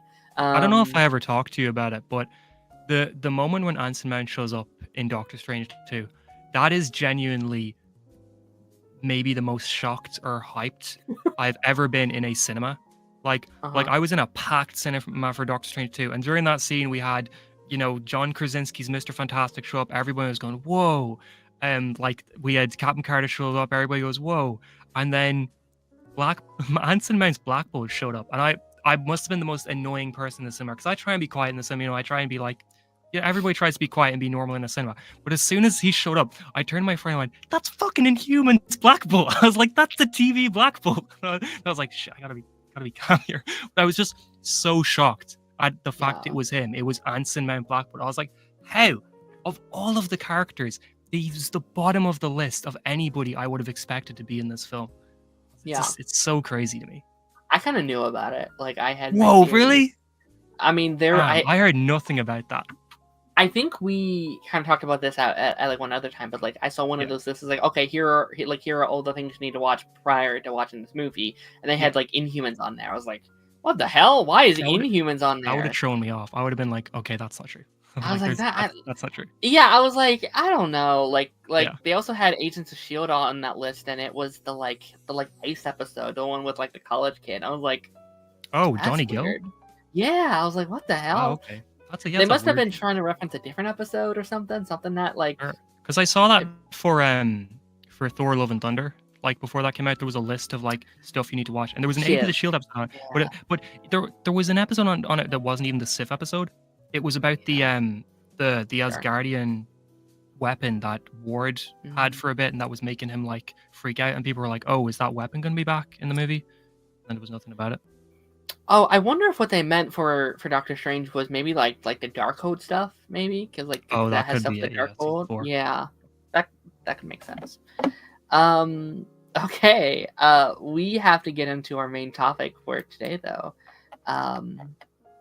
Is with phase 1 of the MCU. I mean, obviously this is our 4th episode, kind of going through our retrospective of the MCU. We've talked about Iron Man, The Incredible Hulk, and Iron Man 2. And so far, I have found that I've been really enjoying phase 1 a lot more than I remember. I remember thinking that phase 1 was like, yeah, pretty good, but not incredible. But I do think it's been a really nice breath of fresh air. Kind of getting to dive back into this era. It's a very different feeling. It's a very, not Marvel Studios, that's still over Paramount, right? So yeah, I think Disney bought them, but at this point the movies were still being distributed by Paramount and so produced by Paramount. Absolutely. So they definitely have a very different feeling. I have to go use the bathroom really quickly, but while I am, give everybody your thoughts on. Let's start with Thor. Let's start with Thor. What's your kind of overall thoughts on Thor? Yeah, Thor was definitely a film. I think that it was one of, I don't know, it's a really, really, really like pretty film, like beautiful film in a way that a lot of the current MCU stuff isn't. It has that, not to say like it's got like film grain or anything like that on it, but like there's like a scene with Skarsgård's character Selfie and Thor in like a pub in, I don't know, about right after Thor goes through the shield base and like tries to lift up the hammer or whatever. And it's just in that scene, it's just the way it's shot and the way that the colors are reflecting off everybody's faces and the way that the depth of field in the camera is just, it's a lot of stuff that we don't see in the MCU anymore. It's a lot of stuff that just doesn't feel like it's in the MCU anymore. And I don't know, not to say that the films nowadays feel flat or feel colorless or feel whatever, because they clearly don't. Like the Guardians of the Galaxy 3 stuff was beautiful. A lot of other Marvel films look beautiful, but like, I guess compare the look of the way Thor and Captain America: The First Avenger are shot, and Iron Man and Incredible Hulk, with how like Deadpool and Wolverine are shot, and it's very clearly a different style of filmmaking. Like they just, I'm sorry, I'm just like ranting about how I think Thor is looks better than a lot of the current MCU stuff. But I think like Yeah. it's not my favorite MCU film at all. But I think it's a film that the visuals in it somehow look better than a lot of MCU films I do prefer. I agree. Like this era, and listen, like I feel like it's really popular to like come on the internet and be like, "Oh, I miss the old Marvel," like Yeah. you know what, the old stuff, and I don't necessarily agree with that.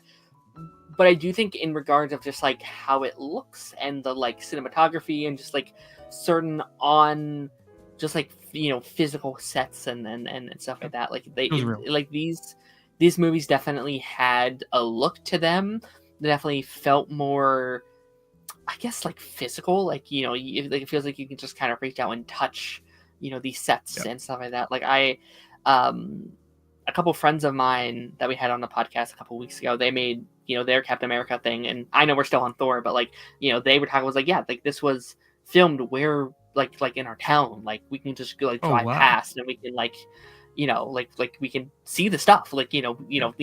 we've gone there so many times, It's crazy. and yeah, like I think in terms of Thor, like I do just love the environment of that movie, especially like the stuff on Asgard. Like I always thought that there was such a lacking of Asgard in the MCU. Like I just want to spend more time here. It's such a cool environment, and that first 20 minutes of Thor is so much fun. Just the like lore and like the layout and these characters, and there's such a world there that they have established in such a short amount of time that's really fun to like explore.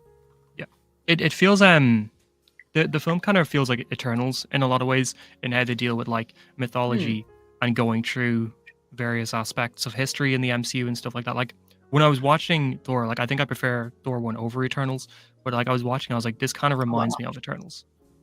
Why do you prefer Eternals? I think I might. I recently rewatched Internals for I haven't seen it What since If. cinema. Yeah, I rewatched because I didn't like it at first. I was like I didn't either. Yeah, kind of mid. I don't know. Like I just worked like a long day. I think at the time it was so different than like everything in the MCU, and then I like rewatched it and I was like, I really like it like the second time around. Like I think it works for me. I think especially now we've got like what, almost 5 years since then. We've got a lot of other yeah, Marvel stuff. It's like this feels fresh. This feels unique. It feels like they actually let a director do their thing and yeah, like make the kind of movie they wanted to make. I know we're not talking about that movie now, but like I was like, man, I kind of dig this one. yeah. I need to rewatch it because Um, I saw it the one time in cinema and never again. A lot of like the post, I'd say Far From Home stuff, I've only mhm. seen the once. Yeah, I think the more we get out of Marvel, the more I kind of miss the like. I know it's like a very large story, and I think they needed more time in that story that they were telling. But I do think it feels very refreshing when like Yeah, some of the other stuff we've seen since then. But I mean, I think I've always really enjoyed Thor. Just as a movie, I think it's a very simple movie, and I think it is. especially stuff like Love and Thunder has come out since then, and Dark World, stuff like that. Like I think like in comparison to those, it's like, oh yeah, this I think blows those movies like out of the water. Yeah, Um, I agree. I think this, like I think this movie really works for me if you view it less as like a comic book Thor movie and you view it as like a rom com, because it works really well as like a rom com. I agree. I If think the this Story Jane stuff wasn't, was great. yeah, like if you take the Marvel logo on, if this is just a movie Netflix put out, it's like, oh, it's this new rom com for Valentine's Day or whatever. You watch it, you're like, Yeah, this is sick as hell. This is a really cool rom com. Like you have yeah, all this lore and these two coming together, and this I think it's a really probably one of the better like fish out of water stories. I think because yeah. there's so many of those, right? Like we have like a fish out of Always water fun story though, in I comic think. books. I think like, the context, whatever the context of them is, they usually make for a fun time. Yeah, no, they're definitely very fun, and I think like Chris Hemsworth is. This actually might be one of my favorite like Chris Hemsworth Thor appearances because he's so organic. Like he feels so kind of fresh in his prime. I think he balances that like Greek mythology. I think that's the most we see of that kind of Thor. Yeah. Um, but also just this like bumbling idiot who's like throwing the coffee on the ground, like another, and all these things, and like his chemistry with this cast is like fantastic. Um, I like it. I like it. I think, and like I want to hear the things you don't like about it in a second. But I think it is just a very rushed movie. Like it's They a get through a movie lot. that works really like yeah, like very instantly. Like I wish I could have spent more time on Asgard. I wish I could have spent more time on Earth. I feel like neither aspects of that story work. And I think especially his themes of like redemption are very rushed in my opinion. Because like that scene, obviously, yes, I understand, yes, you are worthy for doing that, but I wanted to see more time getting there. Like it kind of feels like the second he gets to Earth, he's already worthy again. Like Yeah. there isn't that like, oh, I must learn from my mistakes. I must learn why I failed and why I lost my responsibility to begin with. It just Yeah. kind of gets to Earth and he's already like a good guy, basically. So it's Yeah, like, I okay, agree. Yeah. Yeah. It I could feels like appreciate. the Thor we see in the first 20 minutes when he goes to see Jotunheim and to fight the Frost Giants and stuff like that. It feels very different to the Thor as soon as he lands on Earth. Like it Yes, feels like they're already two different characters. I agree. Yeah, I wanted. I definitely want to spend more time, and like I think it doesn't really establish itself well. Where it's like, so what does it mean to be worthy, actually? Because it's like, and there's some probably like comic stuff that people can be like, actually, it means this or whatever. But like, where you have like, oh, Cap couldn't pick it up in Age of Ultron, he couldn't pick it up, but Thor can. What makes Thor so much more worthy in that movie than any of the other Avengers in Age of Ultron, right? Like Do what do is you that think Cap could line? pick it up? Do you think he I do. could pick it up in Age of Ultron and he faked it? That is my headcanon. But like, Okay. why not Nat? Right? Yeah. Why not Rhodey? Right? Like they're probably on the same level, like worthiness, right? So it's Yeah. like, Or he what was a is that skull at the line time. That's why. exactly? I don't know. He probably wasn't. It was that early. It's Yeah. crazy. Like Was he a I year get before like Civil War? Tony, right? No, he would. He Yeah. would. Was he a Skrull during Civil War? Did they say he was? I don't. I don't think they've actually said like I've heard multiple things. I've heard people said post Endgame. I've heard people say pre Endgame. I think after Civil War makes the most sense to me. Like I people are pissed by it, but I kind of like the idea that they swapped him out during his like surgery. I Yeah. think that makes a lot of sense to me. Um, but no, I mean like in terms of the supporting cast, I mean I think this movie has a lot of very iconic characters. Obviously, Loki, which has become such a massive thing at this point. Like Loki Yeah. has went on to be the villain of Avengers, and then everything he does in Ragnarok and Infinity War, to then going on getting a variant of himself in his own series. Like Yeah. he's gone through such a shift. I mean, what's your thoughts on kind of like the journey of Loki starting from this movie to kind of where we are now? Well, it's crazy. He's the overseer of the timeline now. Like he's sitting up there at the above the TVA and everything, just overlooking everything. Like he is Mhm. the god at the moment. Which shows like a really cool and huge change where it's like, I guess if we're counting that Loki, we can't really count anything from the Dark World or from Infinity War or Ragnarok in terms of like what Right. he changes and what he like how he transforms as a character. But I think it's really cool to see him here where like, I mean, I've always thought Loki seemed more like a villain in Avengers 1 than he did in Thor 1. Thor. Because like Yeah. he's villainous in Thor 1, but it feels like everything he's doing for a reason and to Yeah. match up with his own insecurities and how he feels about himself and how he feels betrayed by Odin and Thor and all of that stuff and how he's battling inside of himself about whether he's to be a frost Yeah. giant, whether he's more like that or he's more Asgardian. And it feels like there's kind of a big shift in him between where he ends in Thor 1 and where Thor is trying to save him at the end of this film, and then what we see in Avengers where he's just straight up trying to blow up He's a Earth. villain. Yeah. Yeah. I agree. Like I kind of forgot his arc in this movie. Like I'm glad I like rewatched it because it's like he kind of has this like syndrome story where he's trying to like appear as the hero, as the villain. He's just trying to prove himself to his father and his brother and his kingdom and himself that he is worthy, which is like a Yeah. really cool Yeah. kind of theme on like the whole Thor thing. Like I think they're both of them have arcs about being worthy, both of them going through a different.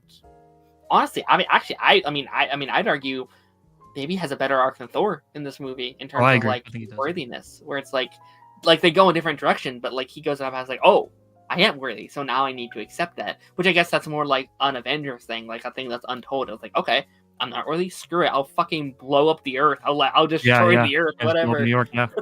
You Yeah, know? because like it would have been straight after Thor 1 where he goes to Thanos to make the deal to Yeah. get the Tesseract and stuff like that. Like he straight up becomes the one of the worst people in the universe at this point because he's going after the Infinity Stones for Thanos.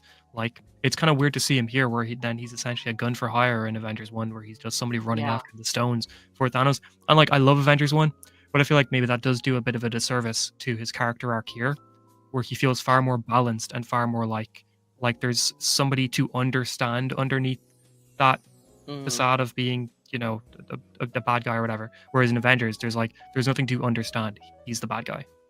yeah. Yeah. I might argue outside of the like Loki series, might be the best appearance of Loki. Like again, I love him in Avengers, but like Yeah, as a villain, he's good in Thor, but I feel like a little like less of like he's kind of just doing Loki's thing in that movie. Like it's yeah, nothing new at that point. Thor: Dark World, we don't need to talk about again. Like I don't remember him there, but I don't yeah. think it's gonna be very fondly. Um, it might be his best appearance as like villain, like Loki, like up until and kind of like you said, like it is kind of strange because this isn't that far into where we leave him in Loki. Like like it's Yeah, not that far. So I actually think like from this perspective, it's not that far of a character jump to where we see him in that show, where it's like, exactly. oh, I actually have an opportunity to make myself worthy, to like make all these insecurities come true. Yeah. I think it works a little better now having like revisited this project. So I think that's really cool. It'd be cool to do like a Thor Avengers, then just Loki. Like watch, like go through That'd those be three cool. projects just to see Yeah. like exactly where the character arcs sort of begin and where they change and stuff like that. And I'm so excited. Like I know they said, oh, we're done with Loki. I'm excited to see where he ends up in. I assume Doomsday, because I am like I Oh, legitimately want Tom Hiddleston to be one of like the major characters in that movie because I think just the arc of having him like be an Avenger I think would be yeah, really fun. Like him fighting along Thor would be kind of sick as hell. I kind of like the idea that Thor dies in Avengers 5 or 6 and he has to like now it's Loki holding Thor in his arms like it's yeah. the opposite arc and it's like oh my gosh that full circle moment I think could be really really sick. That'd be cool, um especially since he has all those extra abilities now, or like he's controlling the timeline or whatever yeah. because of. But I wonder if like this does almost mean that he has to be killed or taken off of his chair or whatever pretty early on Mhm. in Avengers Doomsday, because how else is the timeline going to start falling apart and start converging all the universes together if Loki's still up there sort of overseeing everything? I I would not be shocked that that's how you open Doomsday. Is like Yeah. Doctor Doom coming in and be like, yeah, get out of here, like sending him to It's Earth like or whatever, scram. taking away his Yeah, powers. that'd be cool. That'd Yeah. be Oh, almost like Thor ends up in this film then. Take away all of his abilities, just send him to Earth. yeah. Yeah. I mean, speaking of which, and I'm just going to like go through the cast here. We can talk about like all the characters. Anthony Hopkins as Odin. He's Now great. he had recently come out and was like, yeah, I didn't like the MCU. I didn't like doing the Thor movies. They were Yeah. anti-cinema, blah blah blah. Dude, Which sucks cinema. because he might be one of the best actors in the MCU. Like his performance as Yeah. Odin is incredible. Like it's really really good. I think he's great in it. Yeah, he like this is definitely his best performance. I know he's only in the Dark World and Ragnarok after this, but Ragnarok and the Dark World don't give him nearly as much to do Hmm. as um as this film does. And the there's that moment early on where Thor is like, I am Asgard's king, and then Odin turns to him and goes, but you're not king, are you? And then the way he says it is just so good, and it's got this real anger behind it, where it's like Yeah, we're not really used to seeing in an MCU film like that. Like he elevates the performance for sure.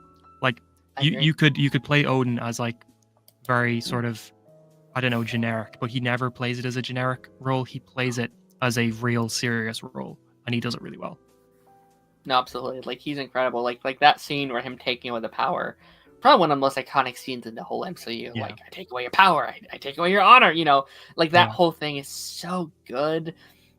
Which makes me want more. Like I wish we could have spent at least another like 5 to 10 minutes in Asgard in this movie to really develop that relationship more, because I think like that's the crust of the movie is Thor's relationship with his family and his Yeah. kingdom and his honor. And I don't really get to see a lot of that in that first act, unfortunately. That I think could make his like fall to like, you know, his like fall from grace even more impactful. It's like, Yeah. oh my gosh, like you really failed your father, you failed your people, you have dishonored everybody, you know. I think that would have been cool to see. I mean, I was just thinking here, like we're talking about like pitching these long form TV shows. I think it'd be cool to do like a Thor prequel, like maybe like a young Odin like leading his like people or something, just That'd be cool. like a That budget 3 will season be show or crazy. something. Oh my gosh, yeah, no, they couldn't do it. But like just in terms of like, I want so many like MCU prequel shows. Like there's so many I've pitched over the years. I want like an Ant-Man prequel. I want Yeah. No, you know yeah. all I'm that so type surprised of you stuff. didn't get anything with like Hank Pym and Janet in like a pre Ant-Man 1 sort of area. Not to get off track, but like I do wonder if maybe Secret Wars will have them be the main Ant-Mans again, like a young Hank and Janet. I Oh think yeah, would be kind of cool. Post reset and stuff like that. that'd be cool. Okay, Yeah, speaking that'll of make it more like Avengers comic book traditional. yes, yeah, 100%. Like they're part of the OG6 in this continuity Yeah. or whatever. Jane Foster, obviously Natalie Portman, very iconic actress, obviously. What's your thoughts on Jane? Because I feel like I don't know. I I feel think like she's great. yeah, I'm a big fan of her in this. I think the Dark World does everybody a disservice. Like I don't think she's nearly as good in the Dark World as she is in the first Thor. Despite Love and Thunder not being the greatest film, I think she's one of the better best parts of it Yeah, for sure. I agree. And I think she's great in this. I think her dynamic with Thor in this is really good. Like I love the final scene of the film where Heimdall's like she searches for you, and it's just cutting to her like finding whatever she needs to track the next storm that's going to have some sort of bridge to Asgard. Yeah. No, I think like the Earth stuff would not work nearly as well without her being Jane. played as well as she is. Yeah, and I think like Yeah. she makes up the Earth stuff for sure. And I also love how, like, just kind of like in prospect of Jane, how I guess serious the movie ends. Like, I love an ending of like he's sacrificing Jane for the betterment of Asgard. Yeah. And it's like his promise, like I will find you again. I will get back to you. And this very bittersweet ending is like, well, you broke your promise. You didn't come back for me. Like I love that ending. I like how like somber it ends, how serious it ends. It's very similar to the Captain America 1 ending. It is. Like they have two really similar endings. Yeah, phase 1 really like deals with like consequences of responsibility. So I think that's cool. Eric Selvich, which I'll be honest, is a character I feel like I never cared much about, like previously. He was always kind of just there for me. He hasn't come back in a long time, right? He was in Thor 4, wasn't he? Was he in Thor 4? More Thor? I'm pretty sure he was. I thought that they got him and Jane both back, but Darcy wasn't in it. Let me double check that. Interesting. I mean, I always thought he was fine. Like, I think he works as like a little return, like a supporting cast. Yeah. I really like that scene with like them in the bar. Like, I think that does a lot for Thor's character. It's just like them bonding and like drinking it up. This like adopted father figure watching out for his daughter. His adopted daughter. Like, I think that's all really cool. I don't have much thoughts on him now. He's just kind of like there for me. Yeah, he feels more like a plot device in terms of a character than like a fully fleshed. Like he's just there to sort of be, I don't know, the mentor-y sort of character, and then to push Thor a little bit. Go back to bed, Chainsaw. This is some counsel. Get out of here. Got him. A Darcy. You know what? I love Darcy. I think I like retroactively love Darcy now. Like, I know people hated the like Howard the Duck episode, but I think after WandaVision, I love Darcy. I think she's such a fun reoccurring character where it's like, I think more of her might be too much, but I think they give her just the amount of stuff. I do want to see her back again in the main like stream MCU though. Like I had said, like when we were talking about like a sword show, like I was like, well, you could kind of merge that like little group in WandaVision, that little like Jimmy Woo team. and stuff like that as well. Yeah, you could merge them in with like your like Agents of Sword cast, kind of combine those two shows. I'd be open to that. I think she's fun. I hate Darcy. I think she might be one of my least favorite MCU characters. No. Just the way she says like everybody's said Mjolnir 101 times in this That's film, and she just keeps saying Mew Mew. Like you know it's called Mjolnir. You can say Mjolnir. It's not that hard to say. Just say the word. Don't keep calling it Mew Mew or whatever. And she does it in Thor: The Dark World as well. And I'm like, it's having like it's dumbing her character down for Mhm, comedic relief, and I don't think it's necessarily needed because I feel like Thor is a funny movie more so from the absurd stuff, not when it's trying right. to do like one-liners or not. It's like you see the Warriors tree and Sif walking through like downtown was in New Mexico, and Mhm, that's funny because it's like they're crazy. They're walking around in their full Asgardian gear or whatever. It's not funny when Darcy keeps saying yeah, Mew Mew every time the hammer comes yeah. up. Maybe that's just I me will though. say, like, I didn't like her the first time around because it was like, oh, that's just a girl from like Two Broke Girls, and I thought that Mm. show was like so irritating. But I think after WandaVision, I was like, okay, I have a newfound appreciation for this character. And then looking back, I was like, oh yeah, though, like that's like one of her only appearances in the MCU. I like her. Sure. Um, and then obviously like the Howard the Duck thing was like, okay, maybe that's a bit too much, but That's so weird that that was like a greenlit episode that they were like, "Yep, this makes sense. Let's do it."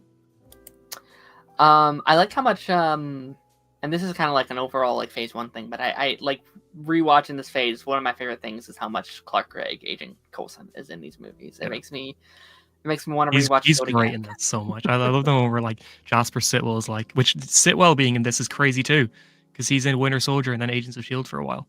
Um, Yeah, but I love the moment where he's like, "Is that one of Stark's?" When they're talking about the Destroyer, and he's yeah, just that's like, fun. "I don't know. That guy doesn't tell me anything."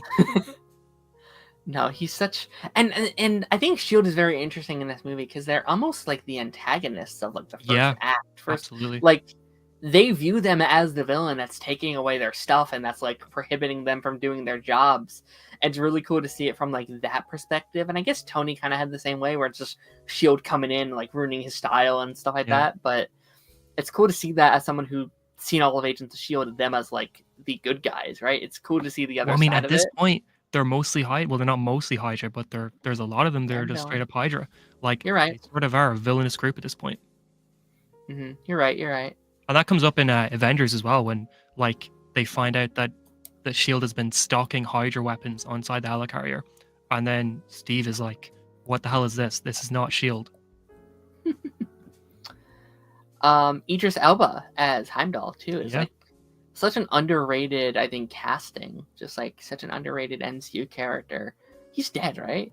Yeah, he's dead, Idris right? Is Elba. that the MCU? No, no, no. The I was like, Heimdall. Idris Elba's not Heimdall. dead. No, Heimdall, yeah, because Heimdall's dead. Yeah. the credit scene of Thor: Love and Thunder is like Jane going to the afterlife, and he's there. Yeah. I wonder if they'll bring him back, like That'd be cool. posts everything. That could be cool if they brought him back. Um. So the Warrior, you said it's the Warrior 5, right? The Warriors, I think they're called Sif and the Warriors Tree is like their official name. Okay. Yeah. So I mean, I this is very similar to like a Darcy thing. I love Sif, but from Agents of Shield, like I just like I love that she's like one of the major like Agents Yeah. of Shield MCU characters. So I feel like I have such like an attachment to that character, even though she doesn't, I guess, do much in here. Like she's kind of just She's great in her two Agents of Shield episodes. yeah. Um, Fandal, I think is how you say his name. He is a different actor than he is Yeah, he's in the Josh rest. Dallas here, and then he's Zachary Levi in Yeah, Two and Tree. Yeah. which is why I love Josh Dallas. He's one of my favorite TV actors because I love. I mean, he's in Once Upon a Time. He's in Manifest. So like he's in so many things I love. So it's very weird to be like Prince Charming. What the hell are you doing What here? are I you can't. doing here? Yeah, I was like, what the hell? Okay, that's fun. And then they get Zachary Levi later on, Yeah. which it's weird to look back on that. I'm trying to think. Is there anybody else I want to talk about? I mean, Ray Stevenson plays that's true. Volstagg. Is that his name? Volstagg? Volstagg, yeah. Yeah, Ray Stevenson is like one of my favorite actors of all time because he's dead now. He was Balin in Ahsoka, Yeah. and then he was the Punisher in the Punisher Warzone, and then Oh, really? he was Blackbeard in Black Sails, and he was a main character in Rome. He's amazing. Like he's Yeah. always one of the coolest. Ahsoka, right? He's in. Yeah. Yeah. No. Yeah, no, I mean, as a whole, how would you kind of rate Thor as just like a movie? Where Um, does it kind of rank for you in like phase it's one kind of stuff? it's gotten better over time for me. Whereas like I've rewatched, I don't know, I've probably seen it 4 or 5 times, I'd say, over the years. Um, and I'd say I've seen it more than that. I've probably seen it like 6 or 7 times. A lot of those Phase One films, I know I used to rewatch the Phase One films Yeah, a lot, like back in like sure. school and stuff like that. I watched them all the time. Um, but it's a film that has gotten a little better for me every time I've seen it. I think Mm, it's one of the it for a while was one of the weaker MCU films when we only had like 15 or 16. But now right. since we have, what do we have, 35, maybe going into Captain America 4, like I think it's probably around the middle. Like it's Sure. solidly in like the middle of all of them. In terms of just phase one, I would put it as, I haven't seen Iron Man 2 or Hulk in a long time, but I'm pretty fresh on Iron Man 1, Captain America 1, and Avengers 1. And I think all three of those are better than Thor, but I don't think I'd put Thor below Hulk or Iron Man 2. So I'd say it's probably in the middle, about in phase one as well. Yeah, I think I agree. I've been doing like I made a new list for just like my rewatch of Sure. everything. Um, and I agree. I think like out of the five I've done so far, I think it's at my number four. I'd go Incredible Hulk, Thor, Iron Man 2, First Avenger, and then Iron Man so far. I Okay. think so. Yeah, no, I think there's a lot to appreciate here. I think this is the movie where Thor feels most like Thor for me. I think, these characters feel very natural. It feels very larger than life. I just think it needed a bit more oomph to make it great. Like, I feel like it's so close to being a fantastic movie. It Yeah. just needs a little push to get there.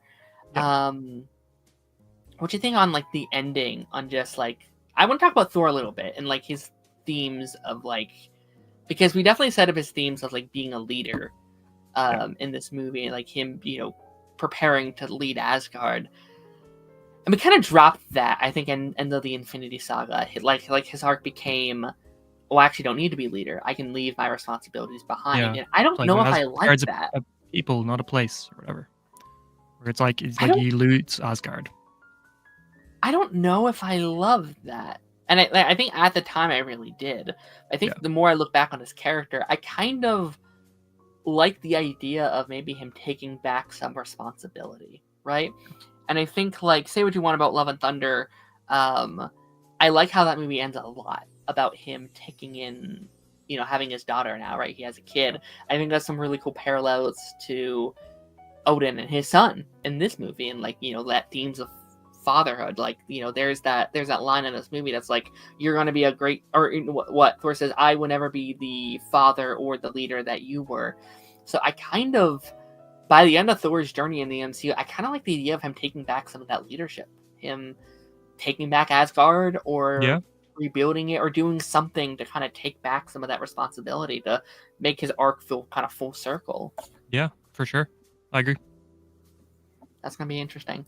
Okay, and we also have Captain America: The First Avenger. Now, the reason you're here today, Worst. because Worst film. you, Hate it. you are a massive Captain America fan. My plan was to kind of bring you on for like the Captain America exclusive episodes.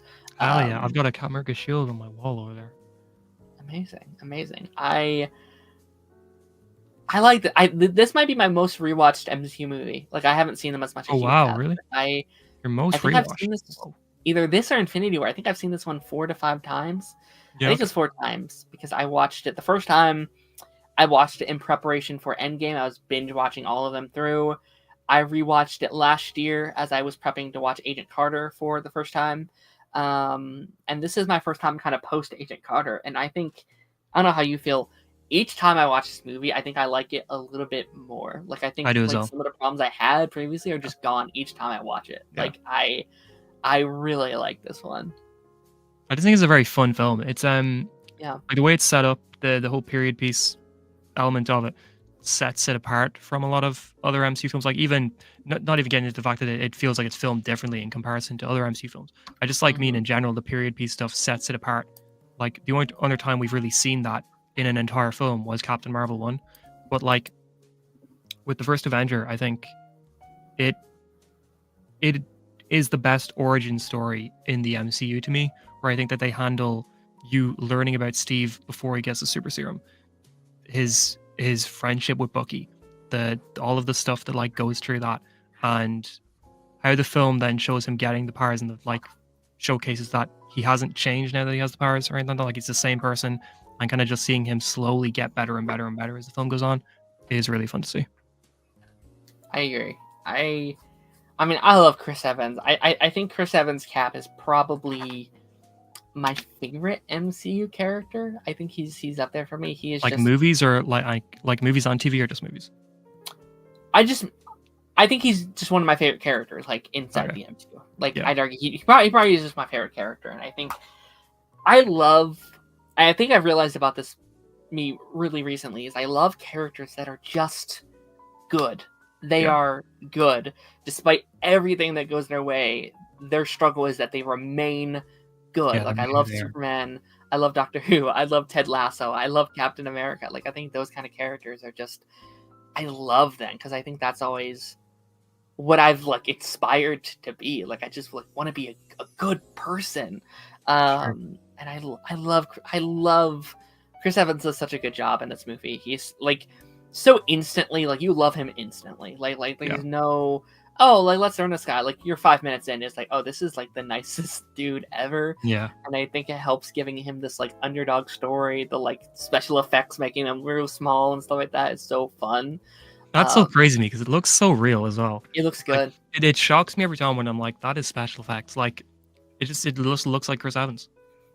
It does. Yeah. And this era, like again, like it taking place in this era just automatically sets it apart from everything else in the MCU. Like it's the Yeah. only MCU prequel outside of Captain Marvel, I think. Yeah, I think like Um, we get some scenes like the beginning of Ant-Man being in the 80s and stuff like that. But like in terms of Sure. a full film, I think yeah.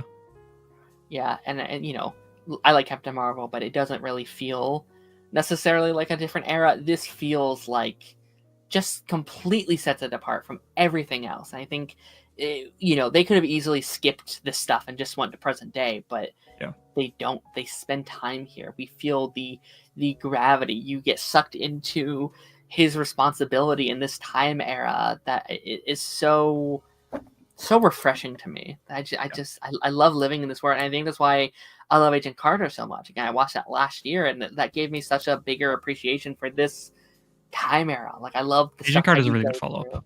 Yeah. It is, yeah, and like you know, like there's so much like life in this era, like everything going on with Howard and with Peggy, and like the foundation of Shield, and like Yeah. all these things that lead directly to the stuff we see in present day. But it's like this is a whole world that we could explore. Yeah. Like I think the fact Peggy Carter only got 2 seasons is like a travesty because It's there's crazy, so yeah. much. They could have done so much with that. I love how Agent Carter opens with like the final scene between her and Steve from Captain America, like as the Marvel logo is kind of coming in the first episode of Agent Carter, they're playing the audio from when his hydroplane or whatever is going down over the Arctic, which is a really cool way to tie in. But I think in general, like this film might have my favorite ending of an MCU film. Like I think the way that they set it up, the way Steve gets crashed in the Arctic, the way then we go to him being in the Shield base and them pretending it's still the 40s so that they can slowly lure him in, him straight away realizing something's off because he recognizes the game that's on the radio. Then he gets up, he runs out, him bursting out into Times Square and just straight away like, whoa, things are different, like things are crazy different. He just starts running, he's running past the cars, and then Fury showing up and being like, you've been asleep, Cap. Is just that whole, I don't know, 5-6 minutes is one of my favorite sequences in any film ever. I had a date and it cuts. Yeah, it's such so a good ending. good. Such a good ending. The music coming in. Did you watch the post credit scene of Captain America the way it's the Avengers trailer? Yeah, That's so I did. fun. It's like I know it was 13 years ago at this point, but it just gets me hyped for the Avengers again. Yeah. I mean, and Spider-Man did that for like Doctor Strange. I feel like everyone was pissed then, but I do feel like there was still at least like a post-credit scene to this. Like there is a scene, and then it plays into this big thing. I think didn't Doctor Strange or Spider-Man do the same thing where they played a bit of the Steve and Wanda scene, and then that slowly goes into the trailer. Similar to here, where Yeah, it's like the Steve and Nick Fury scene from Avengers that slowly goes yeah, into the trailer. yeah. I actually don't hate the idea of doing more of that. Like I know people Oh, were I like it. pissed. I don't hate like, oh, here's a trailer for the next thing. Um, I think they should who do did it. the wasn't it Ant-Man that did the like Loki scene? They just like played the scene from Loki. Like it's not even like a they just like Oh played a yeah. clip. And speaking of Ant-Man 1 did the same thing, where they play the Bucky, Sam, Steve scene from Civil War, where Bucky's in Mm, like the big factory place or whatever, and they walk in. Ant-Man just does that, I guess. They just play scenes from other films or other projects. that's interesting. That's fun. And obviously this project sets up so many characters that we will see still to this day, right? Let's talk about Peggy Carter. We kind of talked about her previously. Her journey through, or I guess like Haley's journey through the MCU has been very interesting. Because obviously she's in this movie, which she's fantastic. We can talk more about her in a minute, but like she goes on to like we see an older version of her in what Winter Soldier, right? We see Yeah, the funeral of her. we see her like there in one scene where Steve comes in and is like talking to her on her bed, and then in her Right. funeral in Civil War. Right. Okay. So yeah, there's that stuff. There's obviously like Endgame. It's him going back to her at the end of the film. She's in Ant-Man as Um, well, really briefly, in the Shield she's scene at the Ant-Man. beginning. Yeah, the very beginning where we see like a de-aged Hank Pym, and he's there Really? alongside Peggy in the Triskelion. I'm so excited to Yeah, revisit Phase Two. Ant-Man one's pretty good. It's got a lot in it. Phase Two, man, is gone in my brain. Like outside of Guardians, what one? It's gone. So Yeah, I'm so excited. But then obviously we have the What If stuff where she plays yeah, Agent Carter, which is kind of like a variant of this version of the character. Which I mean, listen, Haley and Peggy Carter and Agent Carter get so much hate. I love Peggy as a character, like all the versions of her. Like I know Captain Carter gets so much hate. I kind of love her as a character. Like I think yeah, that really works for me. Um, is it too much? Maybe. And also Doctor Strange too, right? She shows up yeah. as Captain Carter. Agent Carter there too. Yeah, Captain Carter. What's your thoughts on her, just like in general? I mean, she's one of my favorite MCU characters, I think. But I think that that's just based off of having watched her for 2 seasons in Agent Carter. I feel like watching anybody for seasons of TV shows is going to make you like them more than people who have just been in Yep. movies.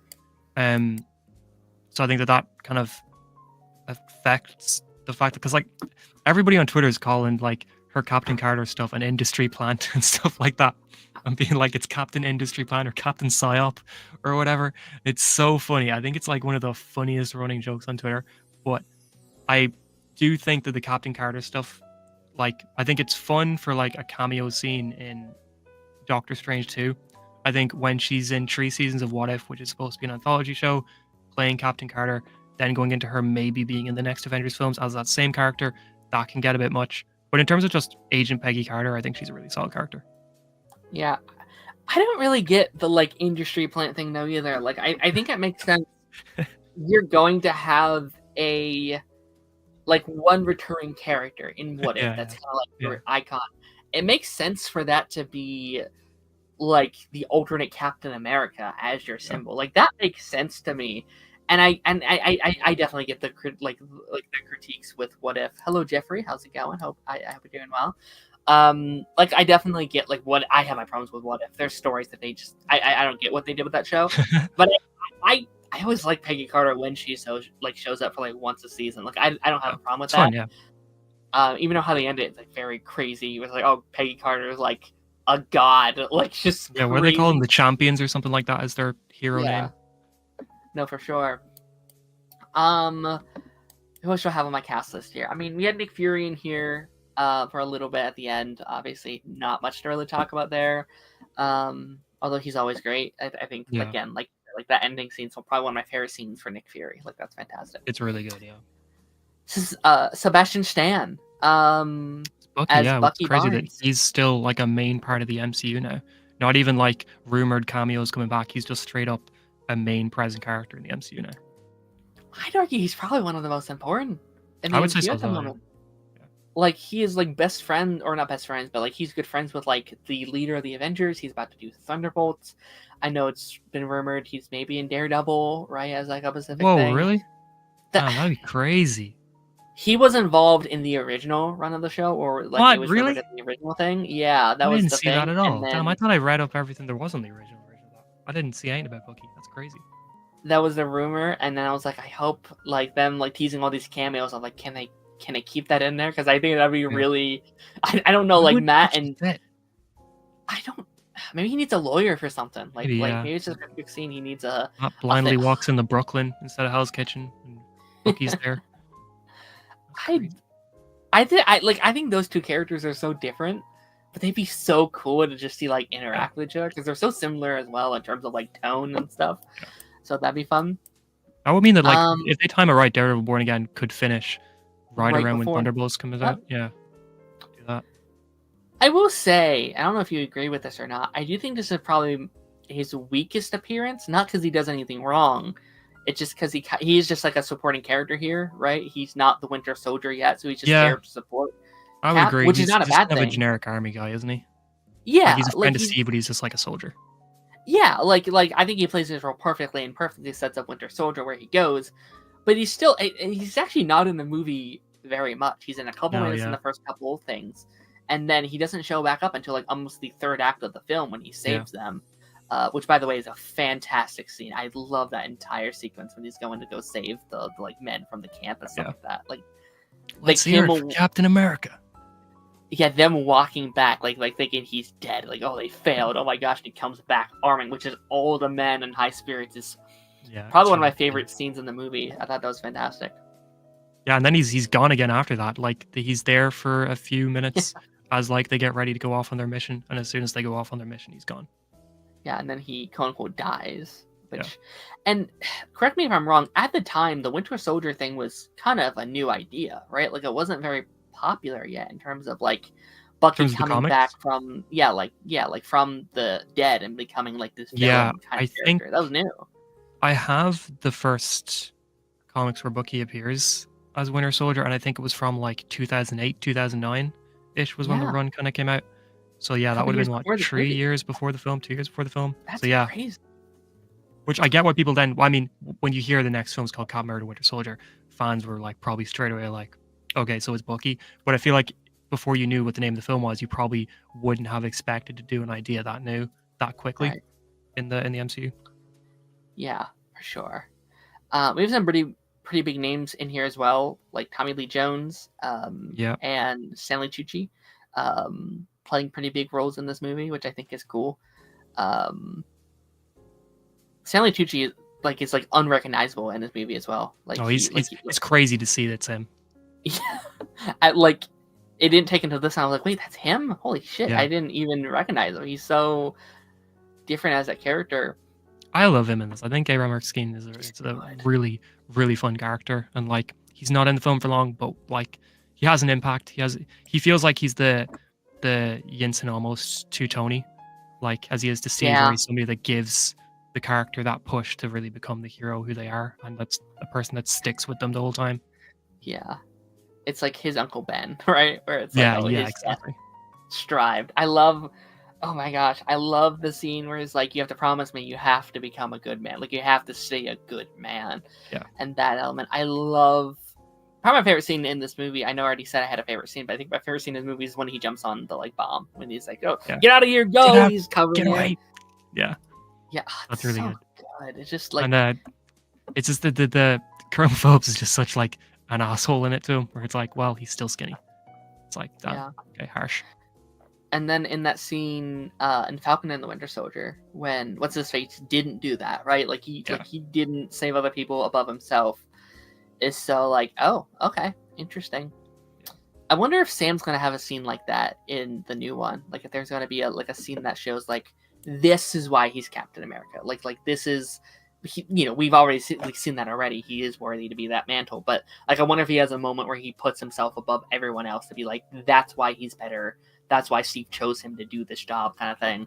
I feel like we need that because like Falcon and Winter Soldier is a show really to dig into why he should be Captain America, because we have that whole thing where he didn't want the shield, and he was not going to take it. He was being Falcon for most of that show because he didn't think he was good enough to be the new Steve Rogers. Right. But, or no, well, I guess he's not Steve Rogers. He even says that in the trailer for Brave New World, where he's Mhm. like, I'm not Steve Rogers. But like, why he's going to be the new Captain America. And I feel that's going to be a big deal in Brave New World as well, where he's still Mhm. battling people who are like, you're not Captain America. And he's still struggling to Yep. tell them why he is. And I'm excited to see a moment where it's like, it becomes clear to the world that yes, he's Captain America. Yeah. Yeah, that I think I've talked about this on here so many times, but like that's the reason I'm so excited for Cap 4 is because it's like everything people are saying in the real world is what the people are saying in the MCU canon. Yeah. They're Yeah. like, why is I miss Steve Rogers? Why is this guy Captain America? He can't fight a Red Hulk. He's too weak. He doesn't have serum. Where's his serum? All these things.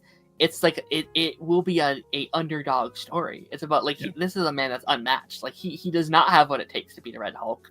But how is he gonna do it anyway? Like how is he going to persist? That's what Captain America does. He persists under the pressure of the weight of the world. So that's gonna be so exciting. Yeah. I'm really looking forward to like seeing that sort of dynamic and like, you know, him fighting to overcome everybody telling him no sort of thing, which like that's a very Steve Rogers thing as well. Like a Captain America Steve Rogers thing is like everybody telling him you need to do Can't things do this this. way, you need to do things that way, and he's like no. So now we're going to see Sam do that as well. Yeah, I agree. Howard Stark is in this movie, which I love. Cool. Howard Stark. Did you ever watch that TV show Preacher, the Vertigo comic show? Mm-mm. It was on AMC a few years ago, but he plays the main character in it, and he's really good. Oh hell yeah! I think it's technically a DC show because Vertigo. It is. Yeah. Yeah. Yeah, I think very similar to Peggy. Like I love this character because of Agent Carter and like his impact on that show. And like, oh my gosh, I love him even more. So I think him coming back in What If recently was such a fresh breath air. It's like, oh my gosh, I miss this guy. He's so much fun. He's such this energy that just he brings to the table. I think it's almost a shame we didn't get more Carter because I would have liked to have seen more. like, yeah, because he helps like build Shield, right? Like he's one of like he's part of founders, the original SSR members who turn it into Shield. They call it Strategic Science Reserve, like the pre-Shield. Yeah, because when in Winter Soldier, when they're like going into one of the very first Shield bases, there's like pictures on the walls of like the founders, and it's like Colonel Phillips, Peggy Carter, Howard Stark. Damn. Yeah. Again, it makes me so sad Peggy Carter couldn't been this like Yeah, I could see it that. was too much, but like this 10-season show where we like literally see the like foundation of Shield. That was the plan. It was supposed to be like the early days of the SSR, and then like seeing it slowly morph into what Shield was gonna be. Like that's why they really kind of were selling it as like alongside Agents of Shield. Like when Agents of Shield wasn't on air, Agent Carter would be on air for the 6-7 weeks of Agents of Shield's winter break, so that they could sort of pair the two shows together. It's almost a shame they didn't wait because I feel like it would have done a lot better on like Disney Plus in terms of like maybe not in quality, but in terms of like ratings. It'd be like, oh my gosh, okay, Marvel Studios, whatever. It's a shame though because again, that's such a good concept and such a good cast. It is, yeah. And there was a lot of like cool ideas they got in because like Neil McDonough comes back as Dum Dum Dugan for one of the episodes of it. Like they could have just kept doing cool stuff like that, like bring in the one-off people. Yeah, he was going to be the like last one on this list here. Is like Donald. I always forget he's in this, and he shows up. And I was like, "Holy shit, it's Damien Jarvis!" That guy is in everything. Do you ever hear about his one rule? Do you ever hear about the actor's one rule? And yeah. Where it's like he'll play as evil as you want him to, but he refuses to kiss anybody. I love that. Yeah, I mean, one of the only things I've seen him in that he's like not a villain, right? Like he always plays the villain because he doesn't want to like kiss people, right? Yeah. So he plays a fantastic villain in Justified. He's probably the best villain in that whole show. Sure. No, I love this movie. I feel like I'm missing a couple things in terms of like the overall plot, but Red Skull. What's your thoughts on like Red Skull as like a villain? I think he works. I know a lot of people wanted to see him come back, but I think having him show up in Infinity War and Endgame on Vormir is kind of that's the most amount I'd want to see Red Skull back. I don't think Red Skull necessarily works as a villain outside of a 1940s Captain America period piece. Like I don't know, like there's all that stuff about like people always make the joke about like Grant Ward in Agents of Shield, like he's a Nazi and stuff like that. And it's like, yeah, the Hydra were Nazis, but it's like there's a difference between Red Skull Hydra and Grant Ward sort of Hydra, where it's like you bring Red Skull back for like as like a present day villain. That's an actual Nazi you're having as like the villain of your film. Like that's gonna be like, I don't know, a weird choice. So I'm kind of glad that they never Yeah. really brought him back and instead kind of pivoted to characters like Baron Zemo and stuff like that. I want to see more Zemo, man. I want to That would be see cool. that, like, I want to see that suit. I don't think we're ever gonna see this like that purple suit, but I want to see the purple Yeah. suit and like the giant sword and Yeah, that'd be cool. I mean, we sort of have like he had the purple mask in Falcon and Winter Soldier. I'd yeah. love to see like more of that. I still feel like he's gonna be in Thunderbolts. I feel like there's gonna be a scene where he's in it. I think there's secrets they're not telling us about that movie. I think Yeah. there's characters there. I think Abomination's probably in there somewhere too. Oh, that'd Just, be like, cool. I think Taskmaster's dead pretty quickly. yeah. I think you see I how mean, they've laid out the trailer for it, and there's like clear gaps in where people are standing, Yeah. and then she's like seems like she's composited in other scenes. It feels like she's not in a lot of that movie, and they're hiding Yeah. it. I mean, I don't think he is, but like I've also thrown the idea, hey, we're building up Punisher in Oh, that. in Daredevil. What if he like, well, like, what if we put him in a certain spot where he has a couple scenes in Thunderbolts or Yeah. whatever, or like even on a screen of like potential candidates they almost got, and it has like Zemo, Punisher, whatever. Maybe set up a sequel, whatever, with them could be cool. That'd be cool. Kind of like when James Gunn released that big list of people he wanted to use in the Suicide Squad, and it was like Deathstroke, Bane, stuff like that. Sure. Yeah, for sure. I mean, yeah, like I don't have much else to say on this one, but like, how do you feel about how they built up the Avengers? Because like these last 5 movies have been building up this saga of characters. Yeah. For really the first time like a movie was ever able to do something like this, all these individual movies setting up one larger crossover thing. How do you think they did about like setting everything up?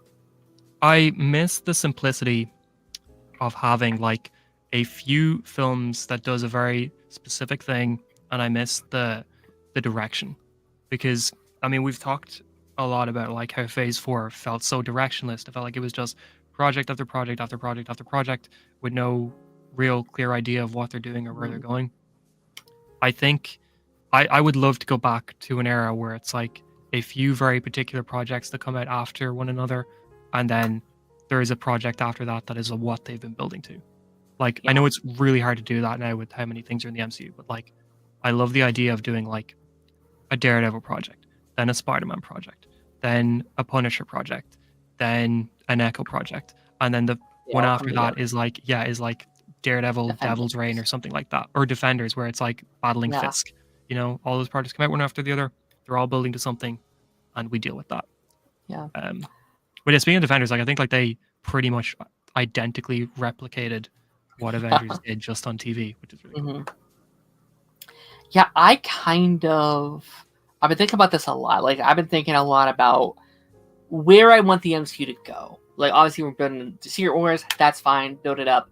We're gonna be starting phase 7, 8, 9. I think will be kind of the whatever. We're going pretty high up in numbers. Yeah, and I've been thinking like, what do I want from the MCU? Like what is the direction I want to go? Yeah. And I think I'm a little tired of like phase like the whole phase being one story. I think I'm a little I don't think I want to wait 10 years for one singular story anymore. Yeah. I want to get back to what phase 1 did. I like the idea of each phase just being its separate arc. I don't need I don't need a Thanos where it's all been building for this since day 1. I like the idea of just like what phase 1 did with Loki. All of one phase is leading to one story, and then phase 2 is a separate story, and then phase 3 is a different story. I think that's what Ultron should have been. I think Ultron should have been a one-off. I think he should have been the main villain for all of phase 2, right? Or like the overarching thing. I think especially with like this being the Mutant Saga, there are so many great X-Men villains, but like a Magneto isn't necessarily a Thanos, right? Yeah. A lot of these characters like Mystique is really cool, not a Thanos. And obviously you have your Apocalypses, you have your Dark Phoenixes and stuff like that. But like, I want them to, I think, shrink in terms of the characters that you're using. I think you need to scale back. And and not necessarily useless characters, because I think now that you have a bunch of teams going on, it's easier to do that. Like you have Avengers, Young Avengers, X-Men, Fantastic Four, Thunderbolts. You can have all these characters, but in smaller, like at the same time. Focus on that a little bit. Like you can just have like, one phase is like one villain. You can bring back Ultron, and that's the villain for the saga, or the phase. Okay, next Magneto. Okay, that's the villain of this, phase. Okay, what's next? What's another X-Men villain you could use? Apocalypse. Okay, that's the thing for like a 7-movie arc or whatever. Yeah, like, I think that'd be cool. I think honestly, going back to like one phase being one story is probably what they should do going forward, because like this whole multiverse arc or whatever has proven to us how dangerous it is to have 3 whole phases, which is spanning 10 to 15 years of projects leading to one thing, because the tiniest thing going wrong throws it all off. Like they spent an entire phase and a half building up to Kang just for Jonathan Majors stuff to completely destroy that and mean that they have to pivot to a different thing. Like if they're doing one phase as one arc sort of thing, they don't have to worry about that. It's just 2 to 3 years of projects, and then it's over with, and then they can move on to the next thing. Yeah, I am I love the MCU. There's always some of my favorite stuff Marvel has ever put out has been these last couple of years. Like I love what they're doing currently. I really do. I'm excited for the future. I'm also very exhausted from this era. Like I'm so excited to have a clean slate again. Be like, start of a new saga. Okay, thank God. Like let's start fresh. Let's start. We're finally can be done talking about Secret Wars and Fantastic I'm over the multiverse. Yeah, I know it's a meme, and I love the multiverse, but I am over the I'm ready for some more simple stories. Like Spider-Man came out yesterday, and that was such a breath of fresh air because it's just like I'm a kid saving people. Like it's very like simplistic. It's very low scale. This is a character story. Yeah, I miss some of those, and again, like I think even. And actually, I'm really excited for this year because I do think they're kind of getting back to that a little bit. Like I think Captain America feels like it's very smaller scale or very character focused. Anthony Mackie said it's kind of getting back to the basics. Hello, 3Dubs. How's it going? Thunderbolts. That feels. It could go either way. It could go super high scale. It could be personal. Also, Fantastic I'm hoping Four. Thunderbolts is personal. I'm hoping Thunderbolts is like focused on these characters and like we really push them working together and like the differences between all of them sort of thing, rather than, Valentina's been working for Doom. Doom bought Avengers Tower. I don't know. Right. I don't want them to do that. Yeah, and then Avengers as well, I think. Fantastic Four, I think, is going to feel more personal again. Like, obviously, it's going to be setting up Secret Wars. There's probably going to be Doomsday in that, all that fun stuff. But I feel like that's going to feel more intimate, more. I mean, it's on a whole other Earth. Like we can do whatever we want. I'm excited for that, to see, like, because we've never done that yet, of having like a straight up, fully MCU film that is on another Earth, like where we're just starting fresh in a lot of ways. Right. And could that set a new standard for what we do in the future? Like post Secret Wars, can we just do a character that's over there? That's just like it's in a separate space. Make the audience know what it is in like a separate continuity. But I think that sets a standard that could be very fun. What if there was a Daniel Souza show set on the Agents of S.H.I.E.L.D. Earth that it happens to be the same Earth as the MCU, but let's just say it's a different Earth? Yeah. Let's just do an Agents of S.H.I.E.L.D. movie and call it a day. I wish. That would never make any money, but I wish. I genuinely think I love the show, and the fan base, we love it, but that would probably be one of the lowest grossing Marvel films if I was to make a guess. Oh, absolutely, yeah. Unless you marketed it like very differently, like unless you marketed it as like Quake or whatever, but like even then, yeah. But yeah, I think with that being said, I have to let you go, Connor. This has been an absolute pleasure and a blast. Very fun. Thank you for having me. Where can people find you? YouTube. Got a lot of Agents of S.H.I.E.L.D. stuff, so check those out. Amazing. Yeah. You posted 2 back-to-back Agents of S.H.I.E.L.D. content. I accidentally reversed them. I was supposed to do the character ranking one yesterday, on the other one today, but that one was like 40 minutes, so it was taking ages to go up, and I was like, I'll just flip them. Incredible. Yeah. Incredible. So yeah, next time we do one of these will be March, because Captain America will be next month. So February, March we'll be wrapping up this phase with the Avengers. That should be very fun. Things that I'm putting out. After the credits, we'll be back on Monday. We will be finally doing our most anticipated shows of 2025. I'm putting it out. I'm super excited for that. It's gonna be very fun, along with our friendly neighborhood Spider-Man.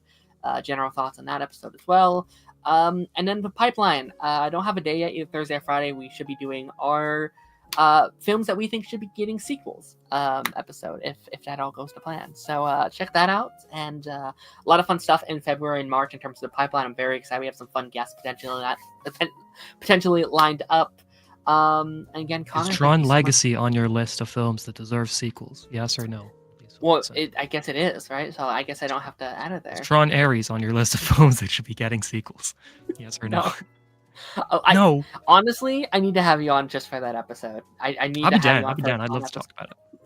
I'd love to talk. I don't even know. I'm not excited for Tron, but I think just for like the bit of it, we have to have you. It'd be really funny. I love it. When does that come out? Is that? I think it's October, November. I think it's really late in the year. Really? Yeah, I think it might be one of like the last big films. There's no marketing yet.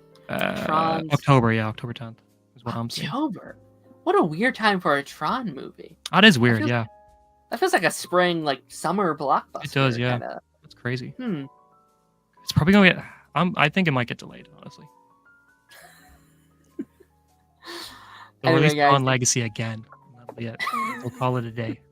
I'd like to do like a Tron ranking episode. Oh hell yeah! Like Tron Legacy, Tron Ares, Tron the TV show.